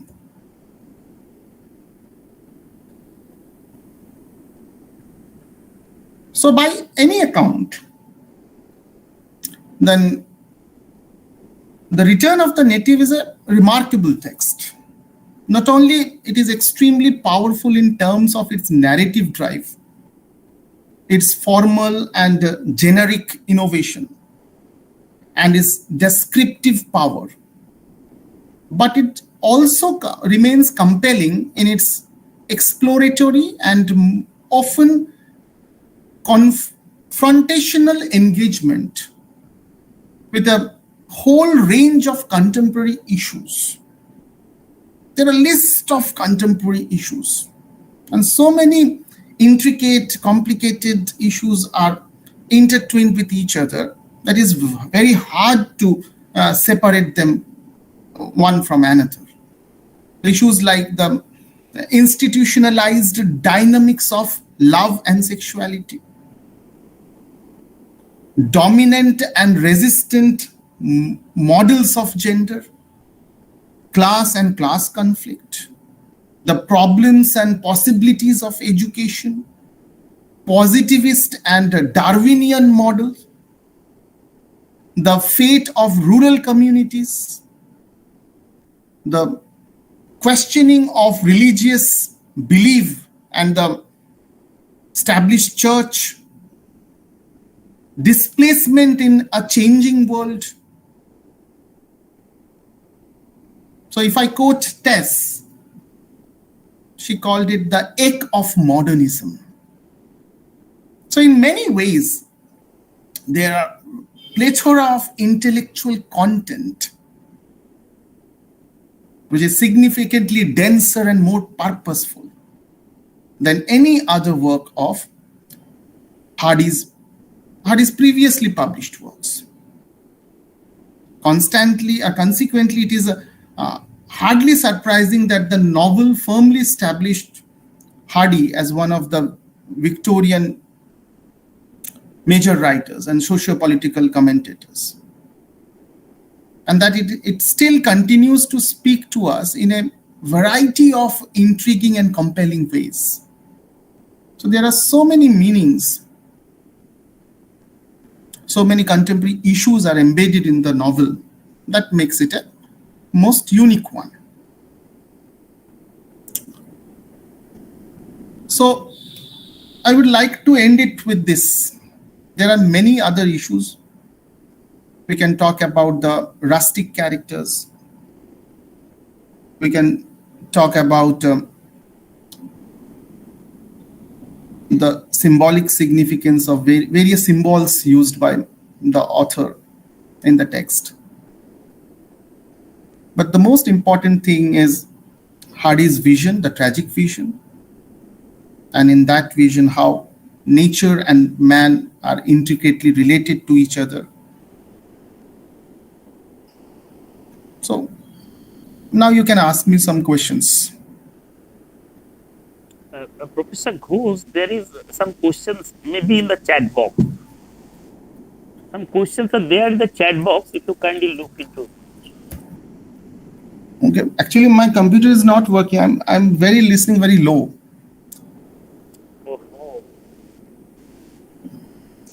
So Priyada says that is Thomas Hardy's a piece of realism or romanticism. It is a Victorian realist novel.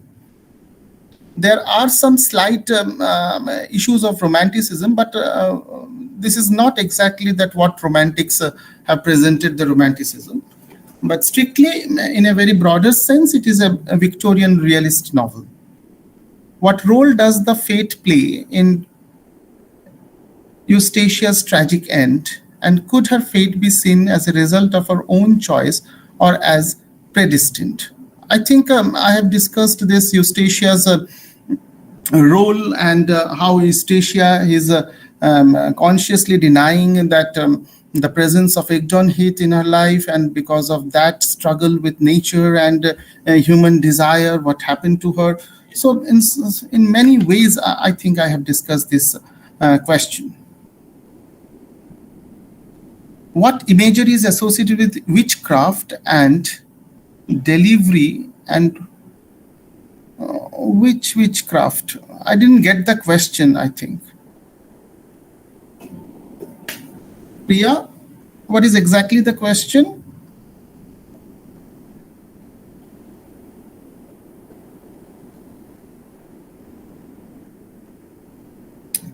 Devilry and witchcraft.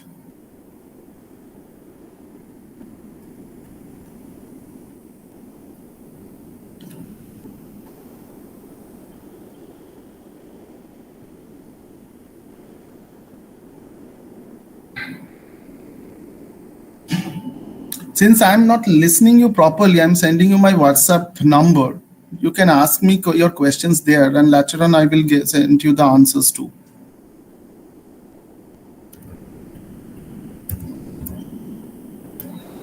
Sir, am I audible? Yes, you are very slightly audible. There is something problem with my device actually, not from your end. হ্যাঁ বলো, শুনতে পাচ্ছিলাম অল্প অল্প। Sir, যেহেতু আমরা জানি যে ইউস্টেশিয়া উইচক্রাফট থেকে রিলেটেড ছিল ফ্রম দ্য নভেল, তো এটা ইউস্টেশিয়া উইচক্রাফট প্র্যাকটিস করতে আমার জানা নাই এরকম কিছু। সবাই বলতো ওকে উইচ। আচ্ছা আচ্ছা আচ্ছা আচ্ছা, মানে আদার্স লোকেরা যা কিছু মানে ইয়েতে বলতো, মানে আমরা ওই যে তিনটে স্টেজেস নিয়ে আলোচনা করলাম না, the theological stage and ওই যে সুপারস্টিশন, এটা এক ধরনের, and that's why she was always blamed with such kind of words. বুঝতে পেরেছি? আমরা অ্যাকচুয়ালি তিনটে স্টেজ নিয়ে আলোচনা করলাম, যেখানে theological stage, metaphysical stage, and the last one is the positivism. So এই যে মানে still Egdon Heath is in that initial stage, that is theological stage, where man looks to God, spirit forces and myths for explanation of phenomena. When they didn't get the desires and they couldn't explain the behavior of Eustacia Bhai, So then they, according to their convenience, they concluded that character's behavior as a witchcraft of devilry.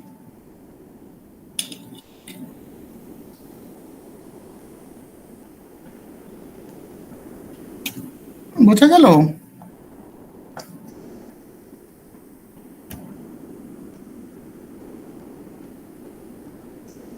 অগস্তে কমতের যে analysis গুলো, যে থিওরিটা, পজিটিভিজমের থিওরিটা এখানে apply করছিল।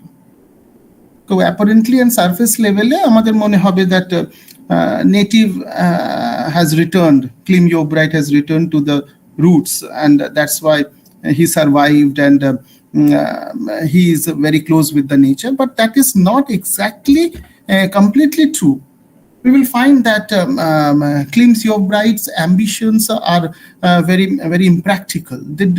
He was a failure there, and he lost his sight, and ultimately he took the profession of a preacher, etc. So first of all, he had to get absorbed by the nature. He should get into that relationship with nature. He was not in that position immediately that he could change the others by introducing a school, and thereby he will achieve a symbiotic relationship with nature. That not happened to him. He also suffered a lot. He lost his mother. His marital relationship was not happening. He lost his sight too. So why such things are happening when Klim Yobright is just a person who come back to nature? So why did he suffer? So in order to understand that, that's why we took the help of Auguste Comte's the idea of positivism.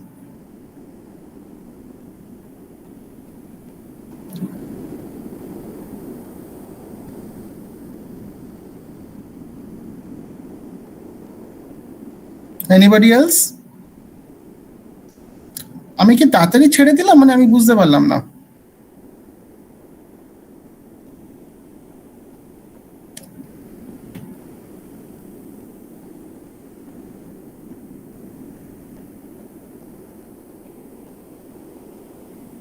আর কারো কোনো জিজ্ঞেস করার আছে? Question কেউ করবে?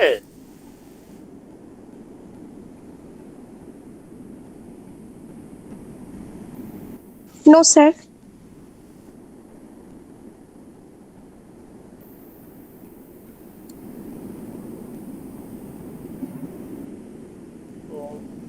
Thank you, Professor Ghosh, for your nice presentation. তো আজকের মতো আমরা এখানেই শেষ করব। কালকে আমাদের দুটো লেকচার আছে ছেলেদের জন্য, announcement. Okay, thank you all of you for your patient listening, for tolerating me. টানা সকাল থেকে এতগুলো অনলাইন ক্লাস করাটা একটা খুব কষ্টের। So thank you all. If any question, if any kind of help that I can do for all of you, then please contact me. I will do my best. Thank you. Okay, thank you then. I'm leaving now.